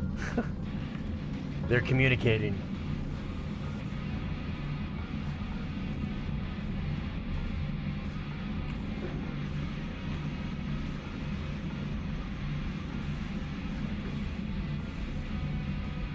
Oh, big yawns.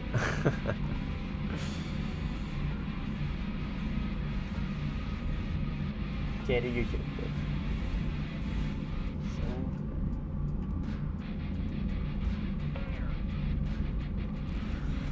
And of course I petted her, so now she's got to clean when I pet it.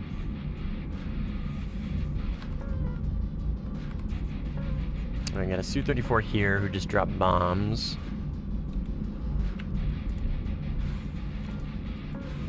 Even if I launch a missile, it's not going to get there in time. Yeah, they're diving. It really launches these Groms really close range. I don't think he realizes the Grom tech. And that is okay. I need to stop writing in chat while taking off. Yeah, you do. Did you just crash?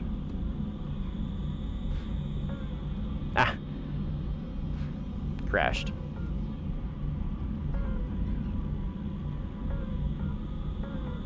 I don't know, it's not a skull, they're little ghosts. They're little ghosties. See? It's a little ghosty. I know, so fucking cute, right? Just when you thought the cuteness couldn't get any cuter.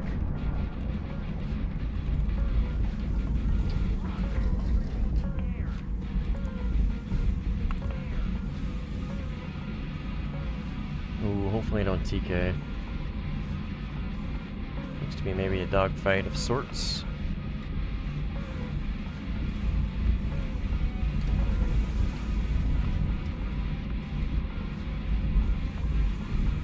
Follow up with an IR here in a second. Mr. J11. Mr. Right on my pig, I think. That is you. Reason to believe. He has a Maz, so he should pick up on that fact that that's coming towards him. Oop. Ah! Hit. My missile did not hit him, unfortunately. No. Only planes that have NCTR in Sim are the Su-30SM, Su-30SM2, Eurofighter, and Eurofighter Azas.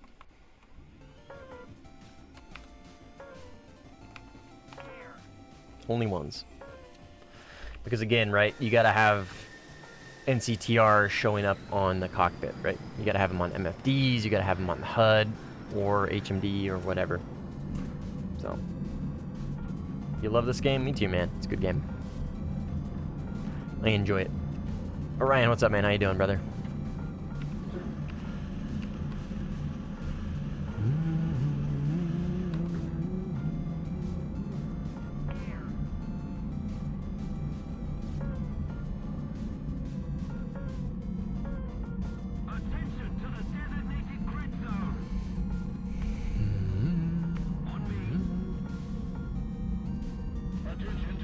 I'm doing good, man. Doing good. Don't have jets? You'll get there, brother. Don't you worry. You'll get there eventually.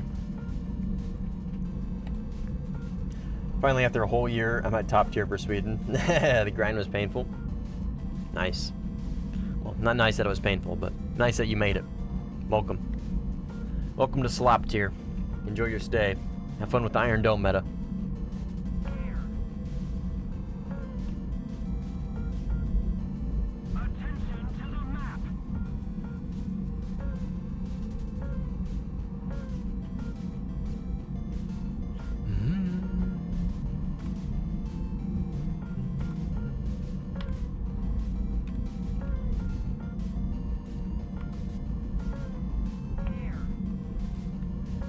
I got a Jeff over here, it looks like.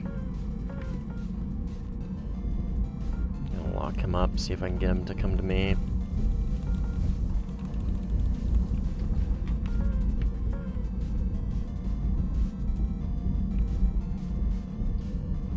Looks to be the case, I think. I'm gonna kind of try and cut him off a little bit here. And he's notched. Cold. He's defensive at the very least. Looks like he's defending a missile, maybe.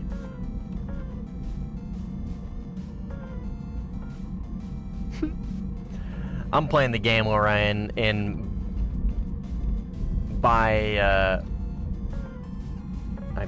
by playing the game, I am unfortunately grinding that piece of shit plane. So, am I grinding it? Yes. Am I purposefully, actively grinding it? Am I playing with the intention of grinding that plane? No. Absolutely not, no. But I am playing, and thus I am grinding it.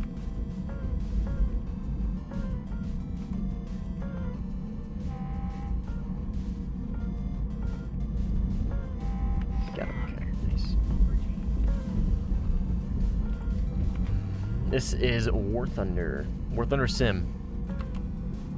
The lesser known game mode of Warthunder.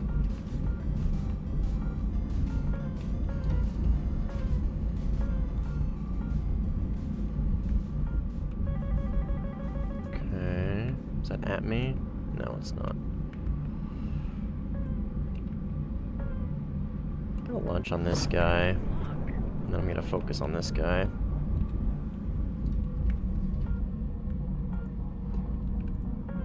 J10. Is this a guy or is this a bomb? Oh, those are fucking AI. God damn it. Well, that was a waste of a missile. Okay, J10 dead. Yep. Got 2 AI. Actually, what's the ticket deficit? Okay, let's actually focus on AI.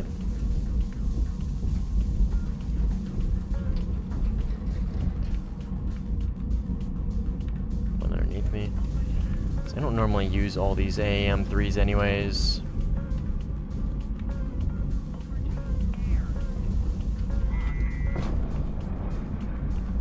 Get some quick tickets here.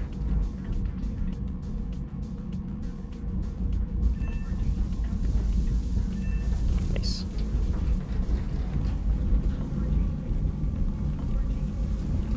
This guy's complaining about 5v1.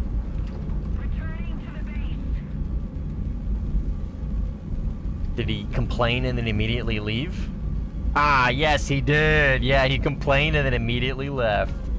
As you do. As you do. If you guys are gonna say something, right? You gotta talk some shit.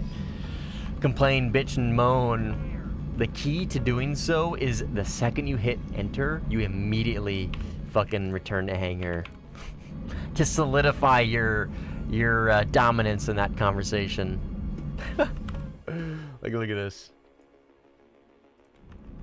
This guy complains. 5v1, nice. Smiley face. 1 and 4. Immediately leaves the second he sends the message. How to ensure that your complaint, opinion, whatever, has absolutely zero credence is the second you send it, ensure you leave the game. Make sure nobody takes you serious. Make sure whenever you make a claim or make a statement, immediately leave. That is the best way to make sure nobody will ever take you serious.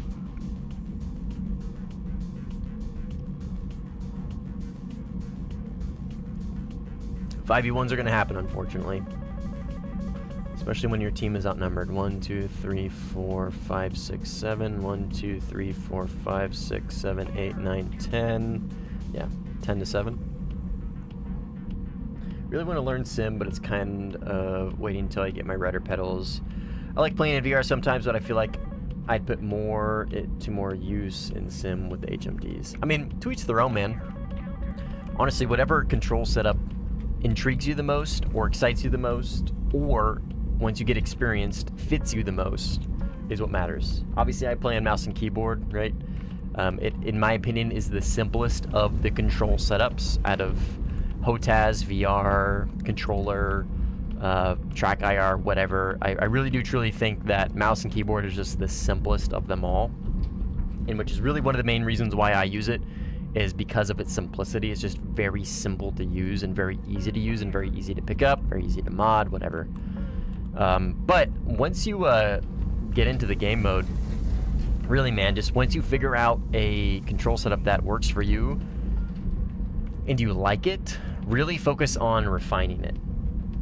a lot of people ask me, like, what is my advice for new sim players? And it really comes down to getting a control setup for you that works well and that you enjoy, right? So once you get it figured out and you've got that level of immersion that you want, really take some time. Sit in test flight, play props, figure out trimming. Play Vietnam planes, figure out early RWRs and early radars, right? Or Korean planes, right? Figure out like the era between props and Korea, right? Or Vietnam. You might not necessarily need trimming, but your planes are still in manual, right? And then figure out radars, maybe more advanced PD, MTI radars with digital RWRs and stuff like that. And then start making the jump to Fox 3s with HMDs and all that jazz. So it's a big learning curve, and it is kind of a lot to pick up on, but once you get a good control setup for you and you've kind of refined your settings, that is the kind of the biggest early hurdle for new players to sim, in my personal opinion. I'm gonna launch on this guy. Mr. Ran on my pig. Gonna try and keep him locked up. A feeling he's gonna multipath it. Okay, he launched on me. And obviously, drop a sub to the channel. I'm here to help. It doesn't really matter what control setup you have. There's still a lot of things that I can assist with, like defensive tactics, notching, radar stuff, etc., etc., etc. See ya, pizza. GG's, man. I have hotels and VR set, but I generally just use them when I want to feel like I'm Top Gun Maverick. When I'm playing on the grind or just quick match, then I'm playing keyboard and mouse, very based. Yeah, man, that's the beauty of mouse and keyboard, is just the sheer simplicity of it, right? It sounds like you've got a pretty good understanding of that. So that's awesome. That's awesome. A varied loadout, if you will, is cool. Okay, he is right there. Not gonna turn in quite yet. So like what I'm doing right now, right, is called a vertical notch. It's a pretty common defensive maneuver for near top tier stuff, especially with friends of the stream and people who watch the stream. The vertical notch is pretty common amongst my viewers and myself and friends that I play with. So if you're not familiar with something like that, like I got a video that goes over the defensive tactic that is the vertical notch. So stuff like that might help, right? He's gonna go for a last ditch R73, and I'm not gonna let him do it. Instead, I'm gonna gun him. Enjoy those flares, Chief.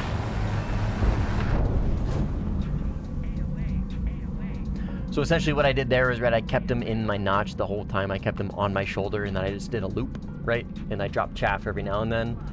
What that does is it breaks lock from his radar and his missiles. It defeats IOG because I'm looping, right? And it keeps him from reacquiring me because I'm continuously dropping chaff.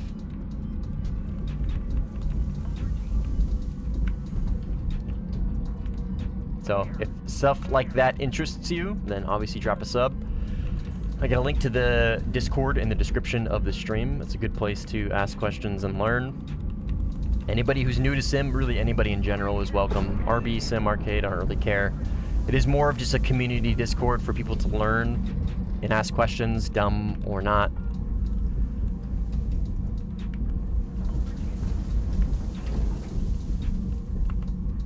They did not reacquire him. Okay, I got 2 here. Got 1, 2. He's turning back in, which is really brave. Really brave to turn in that close, dude. You are gonna eat that shit. Yeah, no, you eat that. Absolutely eat that, yeah. That was a really brave recommit at that closer range. If you're gonna recommit like that, you need to have some sort of visual on your enemy. You can't just recommit like that willy-nilly. If you're gonna recommit, you gotta follow up with something. We capped the point. We are just barely behind by 300 tickets. Got a J11B up there. I'm gonna try and force the merge with him. We've got tons of chaff. Don't have a lot of flares, but he only has PL8Bs, which is totally fine. We shouldn't really need to worry too much about those.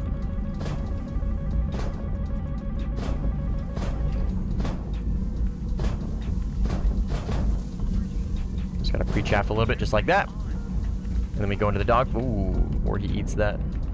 Nice, good shit, Grimmy. All right, I'm RTB. Is the new F-16A worth it? Okay, is it worth it? It's honestly a pretty good question. I really think it's just kind of a dog shit copy-paste. I really think it's super lazy. And as a player who has a lot of tech trees ground out, essentially all of them for air, I really, really dislike it. Now, if you are not in that situation, and you don't have a bunch of tech trees ground out, specifically France, is it worth it? Absolutely. Yeah, I really do think it's going to be worth it. If you don't have anything in France, or you just don't have anything in France for top tier, and you're not actively researching the F-16 OCU squadron vehicle, or you don't want to wait for that vehicle, then yes. Is it worth it? I have a feeling it will be worth it. But if you have France done, it absolutely is not worth it. Absolutely not. The tech tree F-16 with 9Ms is going to be better. The squadron OCU is going to be better. The Mirage 2000 squadron, or sorry, the event Mirage 2000, arguably better if we get a neutered engine light airframe Block 5, then the event Mirage might be better. I don't know. There's so many other planes in France, and there's just so many other F-16s in France that kind of just render it completely useless. So, again, if you have France done, is it worth it? Probably not. If you already play the game a lot and you're just going to essentially grind it out by doing what you've already been doing for the past couple of years or however long you've been playing this game, right? If you're like me and like you're not going to actively research it, but you're just going to end up grinding it anyways because you play the game a lot, then yeah, obviously it's worth it, right? You can sell it for GE if you want, or sell it for Gaijin coin if you want, right? But as far as a vehicle placed within France, I really don't think it's going to be that great. I really don't. Yeah, I can play Red 4. Yeah, so, I mean, think about it, right? The OCU with Magic 2s and 9Ms. I don't know, man. Like, I don't know. I really don't think it's going to be worth it, personally. For me, though. That's for me, personally. If you don't have France, then, yeah, I think so. It's an unabashful copy-paste, and it's pretty lazy. But, with that being said, there are people who don't have France even started. And they might look at F-16 and see you shiny, and for them, that's worth it. And that's good for them. Personally, for me, that's not the case. They say Mica EM is the best missile. My opinion is, yeah, the Mica EM is the best missile in the game, for sure. The best overall missile that covers all the bases is the R77-1. Has the longest range with the highest off-bore capabilities. The overall best missile, or I should say the missile that covers the most boxes efficiently, is the R77-1, but the best missile in the game is the Mica, for sure. At least Fox 3.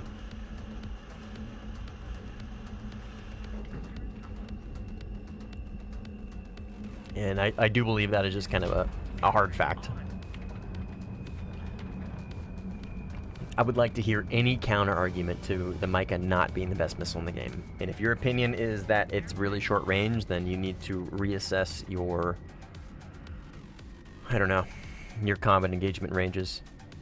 Honestly, all the time spent grinding for the event just for a mid F-16, while you can basically get the same plane but better for free as a squadron vehicle, sounds doo-doo dog shit in my opinion. Petrol sniffer, that's because it is doo-doo dog shit. It's okay, dude. Your opinion is right. That's called a fact. It is doo-doo dog shit. Yeah, it's dumb, man. It's fucking stupid. But, I mean, think of it this way, right? Think of it as somebody who hasn't even started France, who hasn't put a single bit of squadron research into the OCU, right? They can just play the game like they've been playing for a while, and they can just get event vehicle.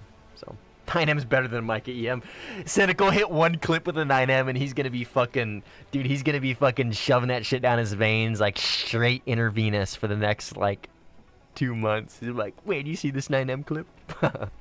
It was pretty crazy though, dude. It was pretty impressive. You're gonna be riding that high for a while, brother. It's not for everyone. Yeah. Yeah. Do you think the A12 will be funny event vehicle? Oh, missile launching variant of the SR-71? I honestly have no idea, Milk. I don't know what type of radar or I don't what would it get? I guess would be my question to you. Because if it's like the MiG-25, then fuck no. If it's got a absolute like stinky doo-doo MTI/SRC radar that only works at high altitudes for SRC, then no, fuck no. F-14 radar? With what? Sparrows, AIM-120Ds, Phoenixes? What are we talking for missiles? 9B, best MSL in the game. You say so, Chief. Alright. Looks like both teams have kind of fallen apart. Diadalus is asking for help. I'm far, brother. Sorry.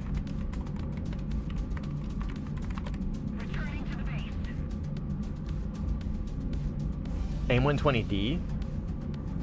That would be crazy. F-14 radar with AIM-120D, SR-71. I mean, that would be MiG-31, right? That would be MiG-31 equivalent. I mean, not quite, because the MiG-31 would have, what, R-37 hypersonics with PESA? So I guess maybe before, maybe a little bit sub MiG-31. It's like maybe a between MiG-25 and MiG-31. They were Falcons? Okay. All right, well, somebody look it up for me. Do me a favor, look it up and give me some hard numbers on what the A12 would carry with its F-14 radar. Definitely not AIM-120Ds. And then I'll formulate a very hasty opinion on it. 70s, keep in mind. Fair enough. Yeah, true. True. So yeah, it would be something like Phoenixes. Falcon. Dude. If it only carried Falcons? Oh no. Oh, I guess a Falcon launched at Mach 3. Wait, wouldn't it be able to go faster than the Falcon's max speed? Wouldn't the A12 be able to go faster than the Falcon's maximum speed? Because isn't the Falcon like Mach 3? Is it not? I feel like that thing would be a piece of shit. Everything launched at Mach fuck is good. Not if it disintegrates when you launch it because it's launched past its launch speed. Ooh, that's an ER.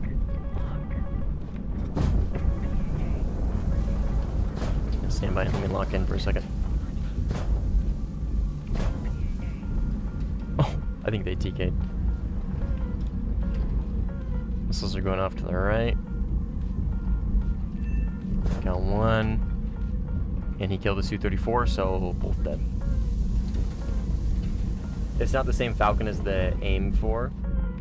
AGM-47 Falcon. Okay. So what's the difference? Sorry, I know I'm asking a lot of questions, but I just straight up don't know, so. I'm gonna force the merge with this J11B. Or maybe not force the merge, at least get him a little closer. Try and bait him in a little bit. Off my right. Okay, he's up there. He's right there. Let's turn in. Lock him. AM4 to the face. Drop a little bit of flares in case he gets a PL8 off.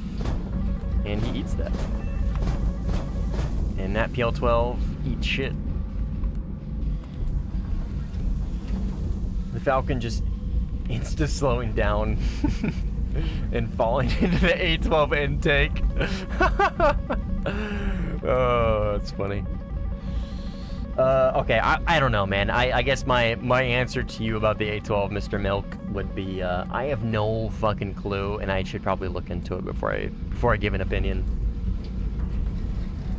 YF-12A, 3 Hughes, AIM-47 Falcon, developed from the A-12 spy plane.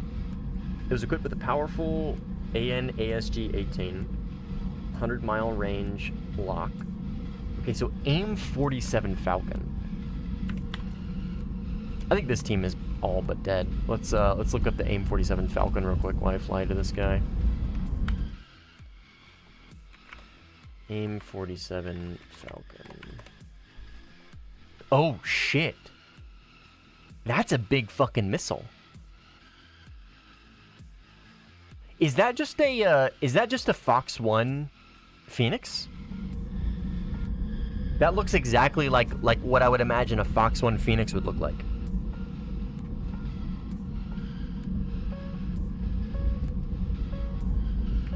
That's huge, dude. For reference, this is it right here. I'm assuming next to a Phoenix. Ah, precursor to the Phoenix. Ah, okay. How intriguing. So a long-range Fox 1 with a head-on PD radar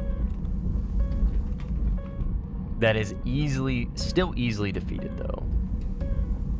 Because it is, say what you will about the F-14 radar, it is very easily defeated. But SR-71, dude, that's crazy.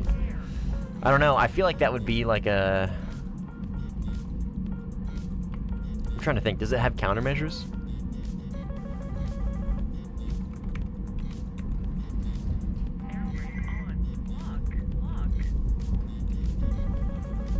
Damn it.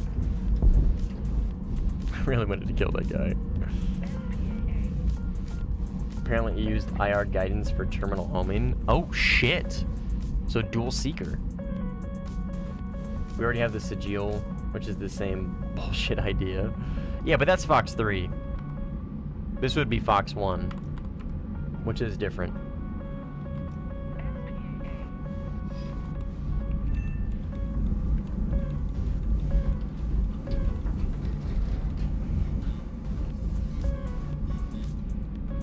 Dyla, how you doing, man? I'm doing good. I'm doing good. Living the dream. Throwing back ciders after work and playing Warthunder and chatting with the boys. Cannot complain. Games have been good. Chat's been good. Stream's been good. Work was pretty good. Ciders are good. About to devour some food after this and go to bed. Might stream maybe one more game. I don't know. We'll see. Got Su-34 taking off from there. Let's see anybody else. So Geo is the Hawk missile adapted to air-to-air. Yeah. I'm track. Oh wait. Oh, I'm thinking Fakur. Oh, Orion. I was thinking Fakur. I see what you're saying. Yeah, you're right. Yeah, you're right. Sigil is Fox 1. That's right. Sorry, I don't play the Iranian 14 really at all. I get the Fakur and the Sigil mixed up often. Or not often, but usually when they get brought up at least. Alright, we got somebody taking off here, and we got somebody returning to base here. I only have one Fox 3 left. 12 minutes of fuel, and it looks like my team is pushing them pretty heavily. I really am not doing much help here for my team as far as like pressuring the enemies. I think after this flyout, I'm probably going to focus more on JDAM ERs. Just kind of finish the game and secure the win, because it is really close, right? There's only 4 of them left, and I think this might be a split lobby. But we've gotten serious map authority here. And I think if I just, after this flyout, just focus on helping multi-roll, we should be good to go. Diatalus is doing a great job. He's pretty clutch teammate.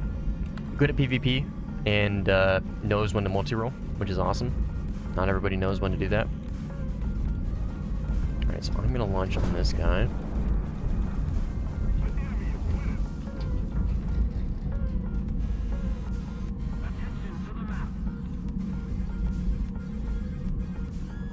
I agree with Gadgeon's gimping of it as a full PD radar with normal TWS at 12.7. With probably one of the longest range Fox 3s would be insane for 12.7. I don't know, man. The 14 really is kind of ass in my opinion. As far as a BVR plane, it's pretty ass. At 12.3, the 14A is pretty crazy, pretty overpowered. Like, it just is. Actually, I'm going to cap A. Maybe I can draw some of them out. Oh, I hit him. Oh, that was a fucking AI. God damn it. 12.3, the 14A is pretty crazy. And it really is only crazy because of its lack of competition. If there was some sort of MiG-29, like, I don't know, maybe a MiG-29 with R-60s and ERs with an N001 radar and a fucking dog shit flight model at 12.3, maybe the F-14A might have some decent competition, but the F-14A at 12.3 is only as good as it is because its competition is fucking MiG-23 MLs, MLDs, and that is it. JH-7s, like, what the fuck else? The occasional Mirage 2000 when Blue 4 actually chooses to play with France on red. Like, there is fucking nothing. So the 14A is pretty fucking cracked, but again, it's really only cracked because of its lack of competition, right? If you were to throw a MiG-29 in there, I don't know, the 912 that we already fucking have in game, that absolutely would be totally fair to put at 12.3 because, I don't know, the 18A is at 12.3, the Nets is at 12.3, but oh my god, you put ERs on a fucking dog shit plane, surely that's 12.7 material, right? How with the 14D soon? Yeah, that'd be cool. I mean, it doesn't get AIM-120s. I think it was, like, I think there's a possibility that, like, where it was, I think it was designed with the intention of AIM-120s, but I don't think it ever actually carried them. But yeah, 14D would be cool. I think it would be very niche, and I don't think it would be necessarily good, but it would be cool for sure. But anyways, the F-14s at 12.7, I mean, even if they had an all-aspect PD radar, I really don't think they would be that crazy. I really don't. Like, think about it, man. What do we have at 12.7? We have the F-16 OC. We have the F-16 AM with 9Ms. We have the F-18Cs. We have the Nets at 12.3. We have all these absolutely cracked fucking planes. If you give the F-14B an all-aspect radar with Phoenixes, I don't think it's going to be that crazy. Now, the F-14 Iranian A with an all-aspect radar with Fakurs probably would be a different discussion because the Fakurs are legitimately, like, are pretty deadly in the close range head-on. Like, they're very fast and they're pretty good missiles. But, yeah. Smin said 120Ds are for consideration. Other jets, they already went back on their previous statement on 120D was just for the US. I don't know. I'd have to look at the forums, which is not something that I really want to do. 14A is nutty in sim. It's not that good in realistic. Yeah. 14A at 12.3 is absolutely cracked in sim. But again, it's not, like, it is a good plane, right? It has a pretty good flight model. It has okay missiles. It has a good radar. It has an absolute dog water RWR. But really the only reason that it's as cracked as it is just purely because it's a lack of competition. That's it. That's it. On 12.3 days, the 14A is absolutely insane. Not as insane as an 18A, that's for sure, but it's still very good. The radar in the YF-12A has capable of 300 nanometer and reliable tracking at 100 millimeters, and PD, the AIM-47 with 100... Oh, nautical miles. Sorry. I think I have nanometers from work. Nautical miles. I was like, 100 nanometers? What the fuck are you talking about? Like, it can pick up radar cross-section of 100 nanometers? Nautical miles. Nah, I know.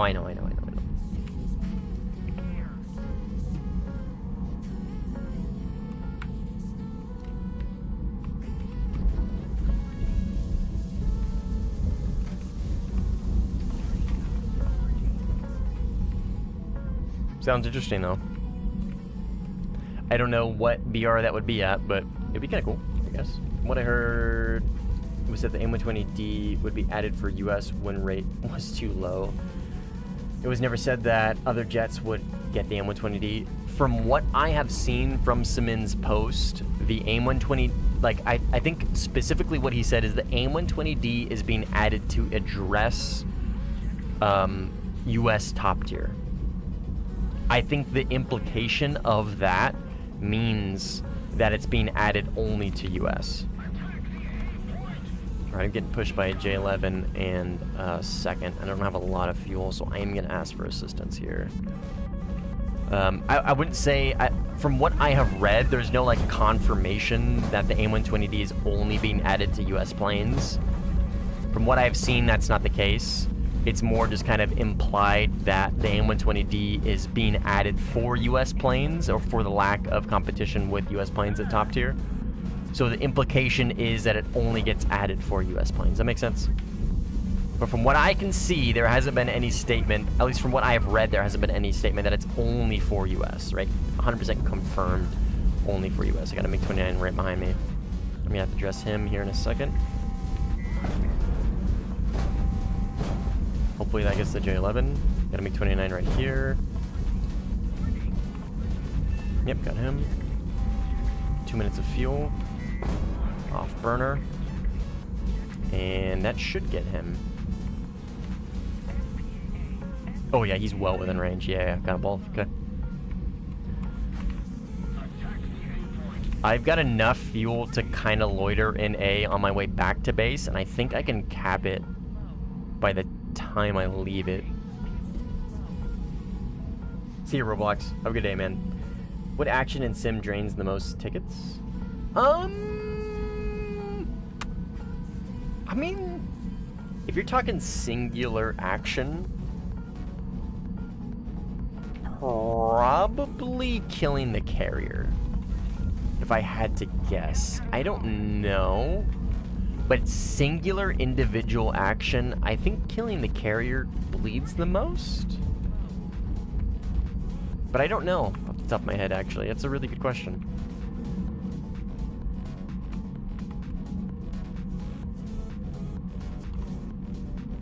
Alright, I'm gonna grab some JDMERs.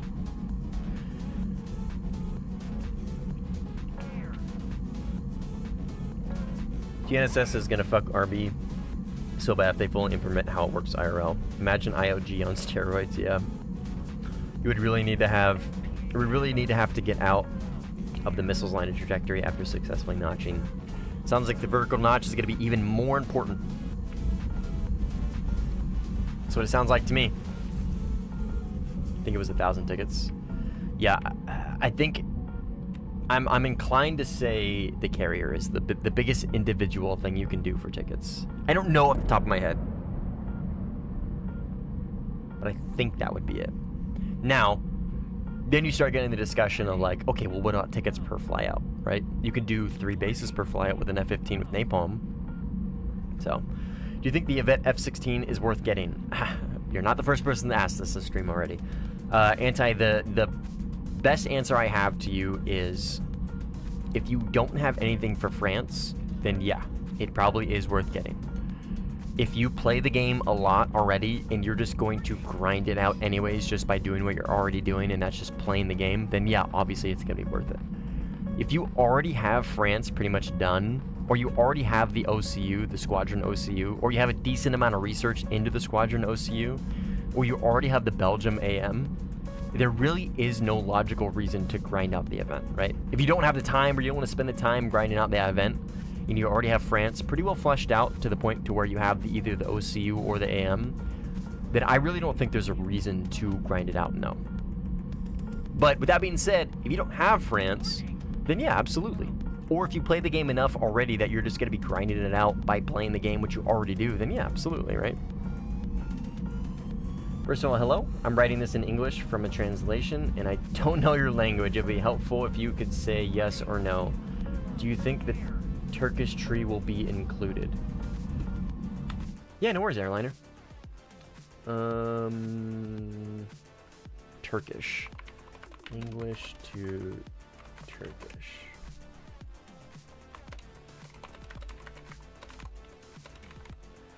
Maybe not right now, but eventually.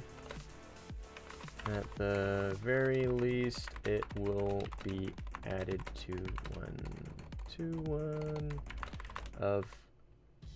one of the trees we already have. Sorry, I'm typing in translate right now for this Turkish guy.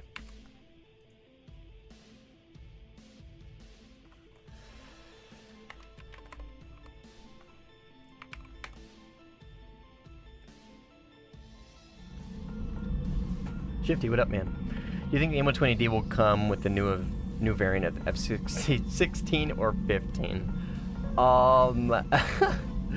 Okay. I think, personally... Okay, actually, I don't know. I'm not going to give an opinion on that. I don't know which plane it's going to come with. I will say this, though. If it comes with an F16, it's going to be essentially a non-issue. If we get the AIM-120D with a new F-16, it's gonna make absolutely zero difference. I really do think so. I think it's gonna make absolutely no difference. Now, if we get the AIM-120D with the F-15EX, that, on the other hand, I think will make a difference. Absolutely. But as it stands, I don't think an AIM-120D, however good it might be, on an F-16 is gonna make even the slightest difference for top tier for sim.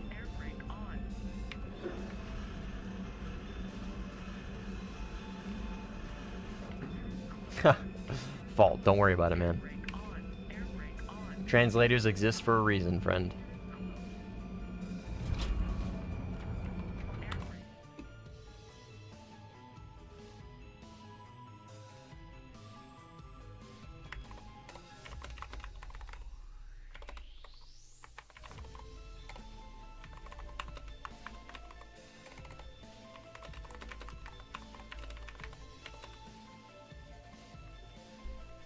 $14D potentially with AIM-120D? No, from what I understand, the 14D never carried AIM-120s, so I don't think adding it to it makes sense.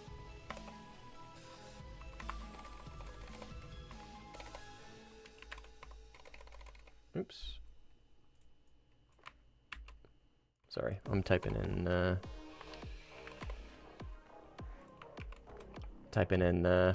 chat. Okay, I'm gonna grab ERs and probably clean up this game. And I think actually I'm gonna head to bed after this game. I was thinking about maybe playing another one, but I'm pretty tired. I'm gonna eat some food and go to bed after this one. So we'll finish this one up with some JDAM ERs and some absolute fucking insane amount of fuel. This is the fattest an F-16's ever been, dude. Holy shit. Look at this anemic fucking plane, dude. Absolute insane drop tanks. 3 JDAM ERs. Dude, the Viper's never been fatter in its fucking life.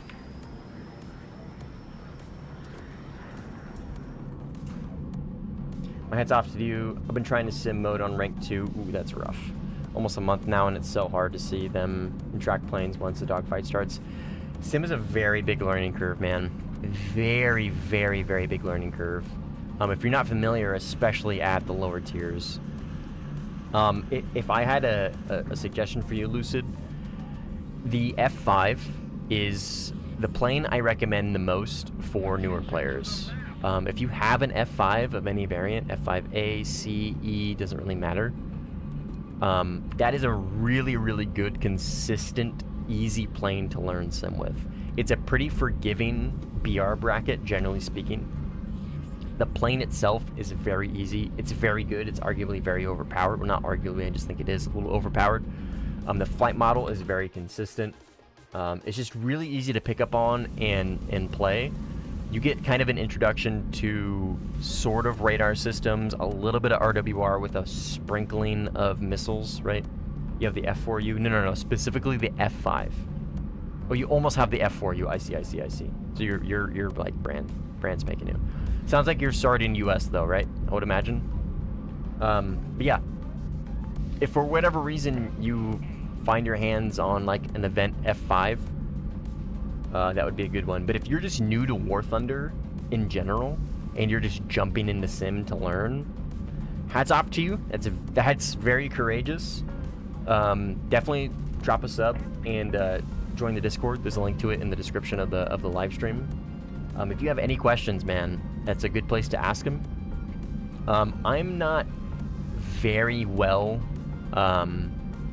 like educated, or not educated, but well versed on props. Like, I have a pretty decent understanding of props, but generally speaking, Jets is my highest like knowledge base, if you will. But I do have enough of an understanding of props to kind of know a little bit about a thing or two but more importantly, there's a lot of people in the Discord that know a lot about props.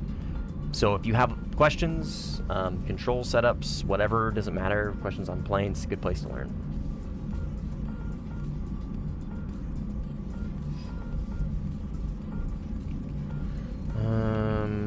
Oh yeah, it's well within range.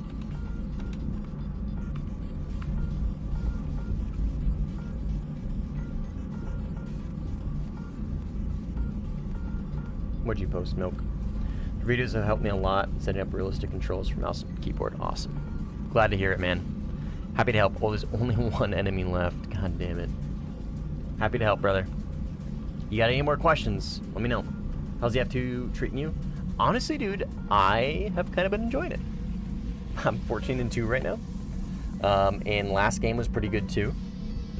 I have honestly kind of been enjoying it. I don't know why. Well, I know why I've like not wanted to play this plane. It doesn't have an HMD, right? And everybody that is familiar with the channel, my gameplay is very HMD dependent. So to not have an HMD is a big deal for me personally. But I will say the F2 has been treating me well. I feel like playing the premium F2 at 13.0 and 13.3 has at least helped me learn the plane a little bit, logically speaking, like no shit, right? But yeah, I've been enjoying it. It's been pretty good. I'm getting used to the tall ACM. The radar's very good. Missiles are great. Decent multi-rule. One base per flyout, right? I mean, you lose that on 3 Fox 3s, but yeah, it's a good play, man. Overall, pretty good. The nice thing about Japan on 13.7, right, is you have BVR plane, you have dogfight with HMD, not really great high off-board capabilities, but it's there, right? But insane flight model, and then you have kind of insane flight model with a little bit more balanced, like better missiles, right? So. Japan 13.7, I think, is the most well-rounded 13.7 lineup in the game. Because you have literally a plane for every situation. Dogfighter, PVR, dogfighter slash missile slinger. Slash multi-roller as well. Yeah, great airframe. Oh yeah, absolutely. F2 is one of the best flight models in the game. Yeah, holds up to some top tier planes. So yeah, it's great lineup. 13.7 Japan is very, very good. Very good.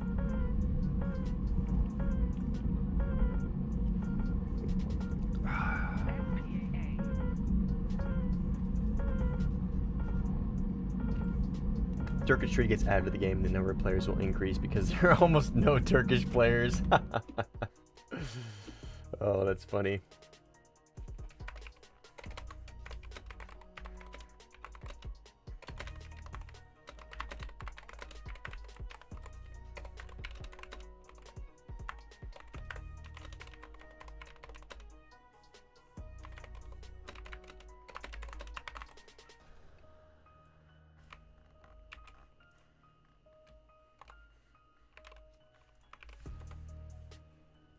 Sorry. Type in for our Turkish friend here.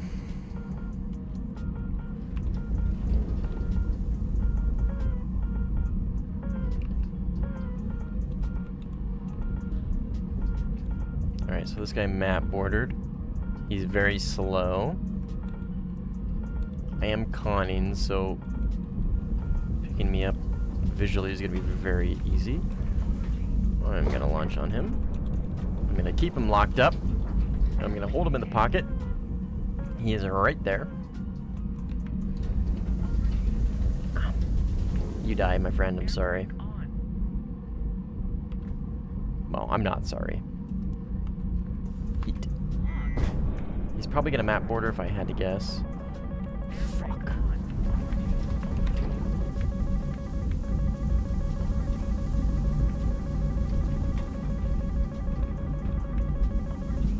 Let's see the CRT. AM3 reaches, baby. The AAM3 reaches. For those that don't know, the reason why the AM3 is so fucking good is it has 40 Gs, right? So it has 10 more Gs than a 9M, but more importantly, its drag is like almost non-existent. You can get like almost like 50 to 60% more range out of this missile than a 9M, just purely because it has absolutely no fucking drag. It's such a good missile. Such a good missile. Mouse and keyboard is the best HOTAS. So true, dude. So true. So true, brother. Couldn't have said it better myself. Can't wait for AM5. It has a Aza Seeker, right? Oh, isn't the AM4 supposed to have an Aza Seeker? Not that that really matters, but... Okay, he just took off. I don't give a shit about spawn camping right now. The game's over. There's only one of them left. I really don't give a fuck. I'm gonna force the merge with this bozo, and then I'm probably gonna dunk on him. Unless the CRTs get me. Or I flub somehow. Yep, keep launching them missiles, Chief. Surely one of them will hit, right? How much you guys want to bet I force the merge with this guy, I get missiles on, and he, J's out. No, no, no, no, no, no! God damn it! Fuck you! I'm talking all this shit and I get shit on.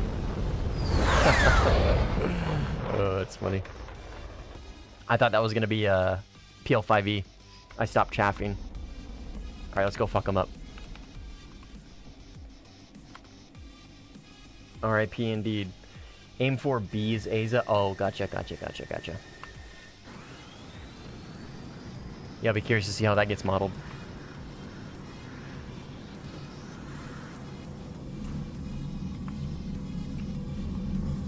Oh, that's okay.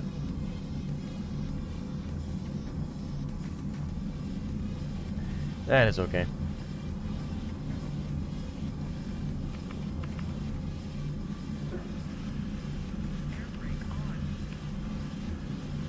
Where is our base? Over here? Oh, God. Ugh.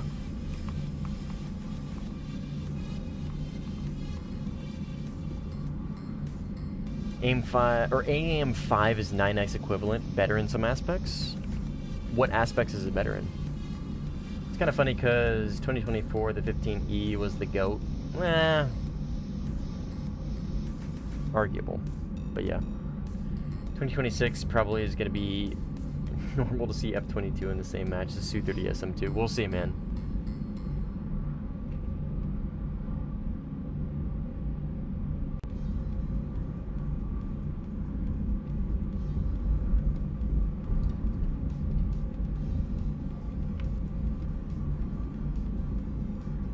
Oh, okay. Could finish both of these bases. Who's doing that? Who's not finishing their bases? Oh, that one's dead. Okay, I will... So I could finish this one, but like there's no point. I can just do this one fresh. I'll just mark this one. And then we'll look for Mr. J10. And then we'll go obliterate him after we get our bombs off. Pretty lined up here. Go up there. Go ahead and drop wing tanks, shed some weight. 70 kilometers. Let's go ahead and climb, get some altitude. Attention to the designated grid square. Yeah. Yep. He launched all his missiles on me, so I figured he was going to be rearming. I'll grab this base, and then I'll go try and kill him. 66 kilometers. We're at 8,000 meters. This should be within range. Jade MERs. At this altitude, for sure. Okay, so he is right here, Mr. J10. So I only have one Fox 3 left. Next stream next week? No, not necessarily, MH. We'll see. We'll see. I might be streaming again tomorrow. It really, so if I stream on the weekdays, or I should say on my weekdays, it really depends on the planned work for my work week, if that makes sense. If we have a lot of planned work, if the engineers schedule a lot of work for us, that means that I'm going to be obviously slaving away for 12 hours. I'm going to be putting in a lot of effort. I'm going to be tired as fuck, and I'm not going to want to stream. But if we don't have a lot of work planned for that week, then it means that I don't have a lot to do at work. And I usually finish my stuff within the first couple of hours. And like I say, my work is very easy and pretty relaxing. And if there's not a lot to do, then generally I can just take a nap. And if I take a nap at work, then I usually end up staying up later, and that allows me to stream during the day. It's a really unhealthy sleep schedule and habit to be in, but it's what we got, and I'm gonna take advantage of it. So anyways, to answer your question, Mr. MH, there could be a stream tomorrow. I don't know. It really just depends. You know how inconsistent my stream schedule is. So, am I an engineer? No, I am not. I am not an engineer.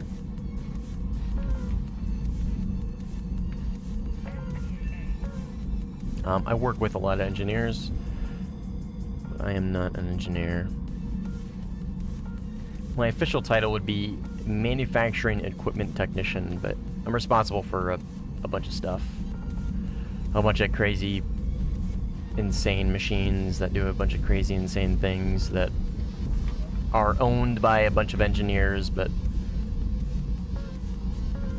usually they look towards the senior technicians for advice, especially for the new engineers.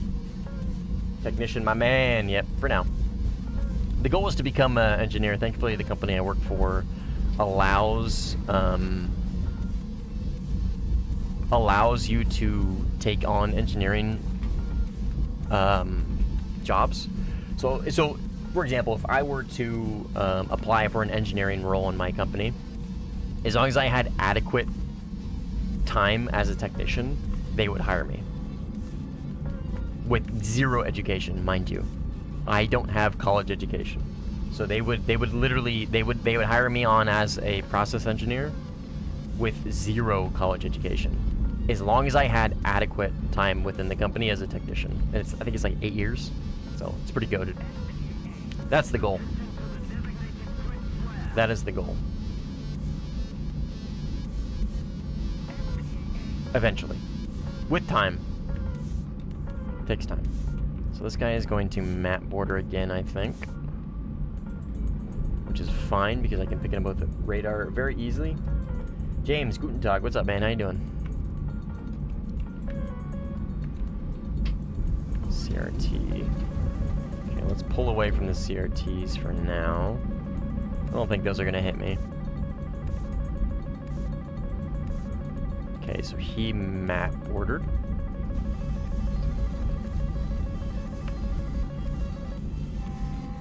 And I am not conning, so I'm going to be very hard to spot.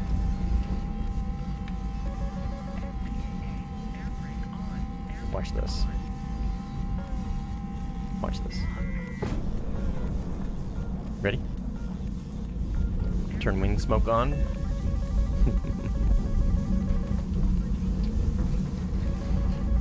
Bye-bye.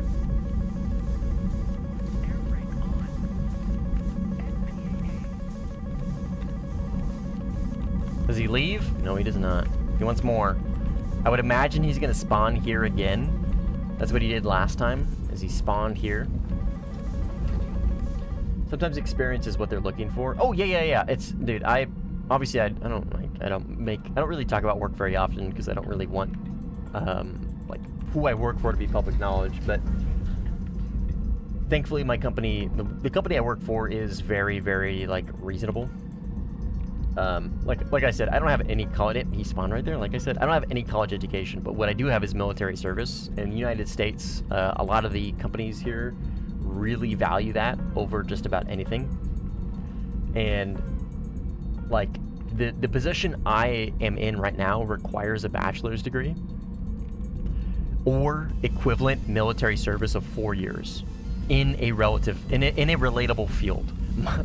My military service is infantry. I was a grunt, right? And I'm working for like a Fortune 500 tech company, right? That my relatable experience is fucking 0311 Marine Corps infantry. Anyways, what I'm getting at is that they're great, and they really value like personality and I don't know, tenacity, if you will, work ethic. Okay, so he is right here. Okay, and we've gone for the merge. I'm gonna fuck you up. Gun is on my left.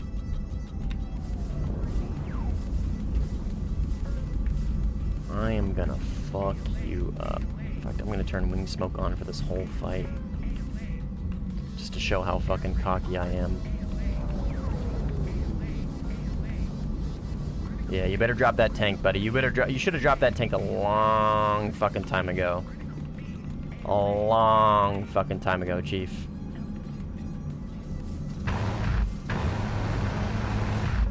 Long fucking time ago.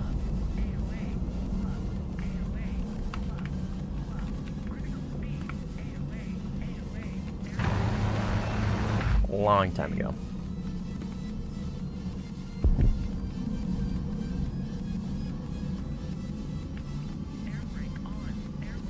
How do you use WASD to turn smoothly?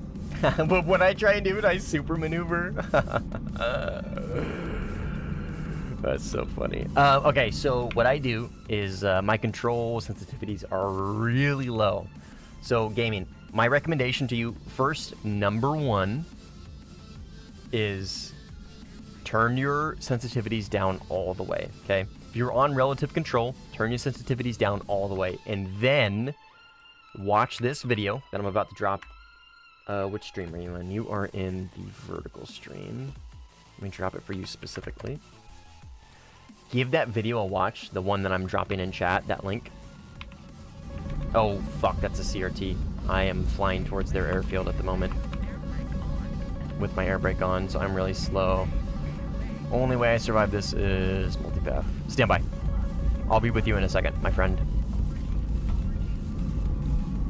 Okay, we're good, we're good. So yeah, no worries, man, anytime. Join the Discord, there's a link to it in the description. Happy to help. Anything you need, please ask. Ask me, ask other people in the Discord. Whatever, don't matter. I think this is him right here. Yep.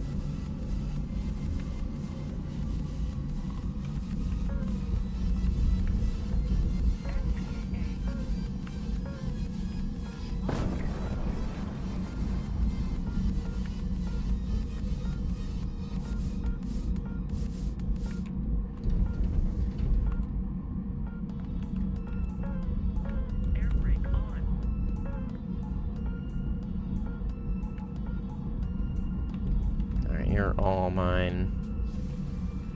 And he crashed. And he crashed.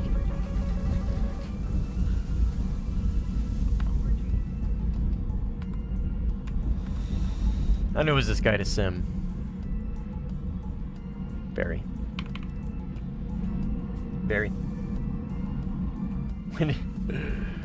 What'd he do to you? Nothing, man. He killed me once, and my ego was fractured. So now I have to fucking assert my dominance and be like, ah, cool, I can beat you in a dogfight with an F2 against a fucking J10. Pretend to be good at the game. That's all.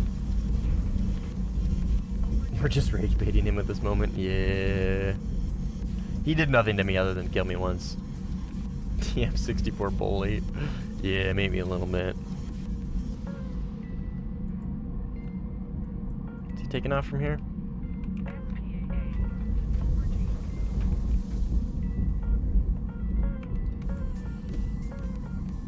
Oh, nope, he took off from right over here. Hey, he's learning. He's taking off from different runways this time. See, the issue with this mentality that this guy is in, oh, I'm going to kill him this time. I'm going to kill him this time. What he's failing to realize is, like, yeah, I have less missiles than I had before. Yeah, I have less countermeasures than I had before. Unfortunately for him, I also have a significantly less amount of fuel than I had before. If we're going to be forcing to merge every single dogfight, or every single fight, brother, that matters more than missiles. You know what I mean? That matters more than countermeasures. Fuck. I'm so fucking... Go ahead and clip that. Post that on YouTube in a bit. Overconfident dickhead.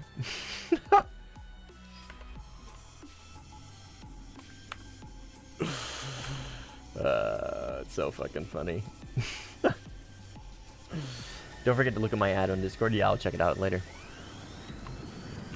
What I was trying to get at is, like, when you get into that, like, mentality of, like, oh, I'm gonna get him this time, I'm gonna get him this time. When somebody's, like, relatively close to your runways, right? Like, generally, if they're a good player, like, they're only gonna be better suited to kill you, if that makes sense. Because there will be at less fuel. Obviously, I compressed into the ground there like an absolute retard, but the sentiment still applies, all right? The sentiment still applies.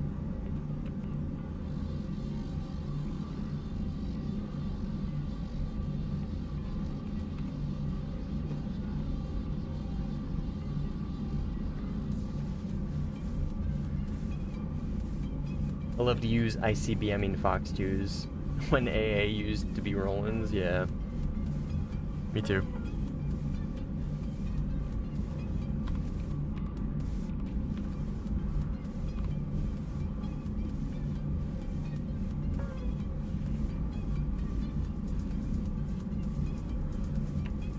In fact, I'm not even going to worry about this base. I'm going to worry about any bases. Oh, GG's, never mind.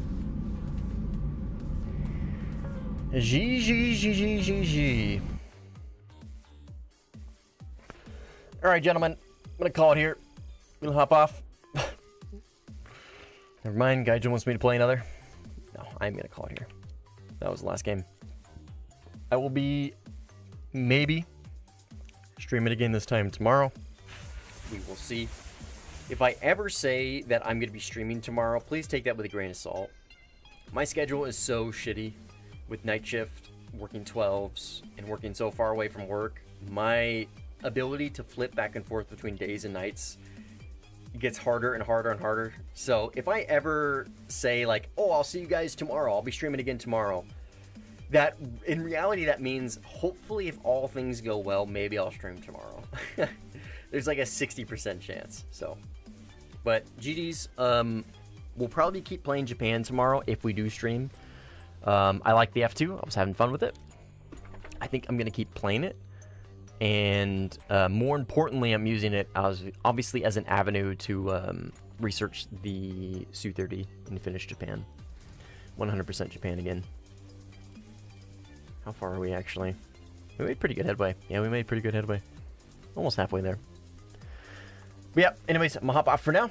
I will see you guys on the next one. Please join the Discord. There's a link to it in the description of the live stream. I'll catch you later. Peace.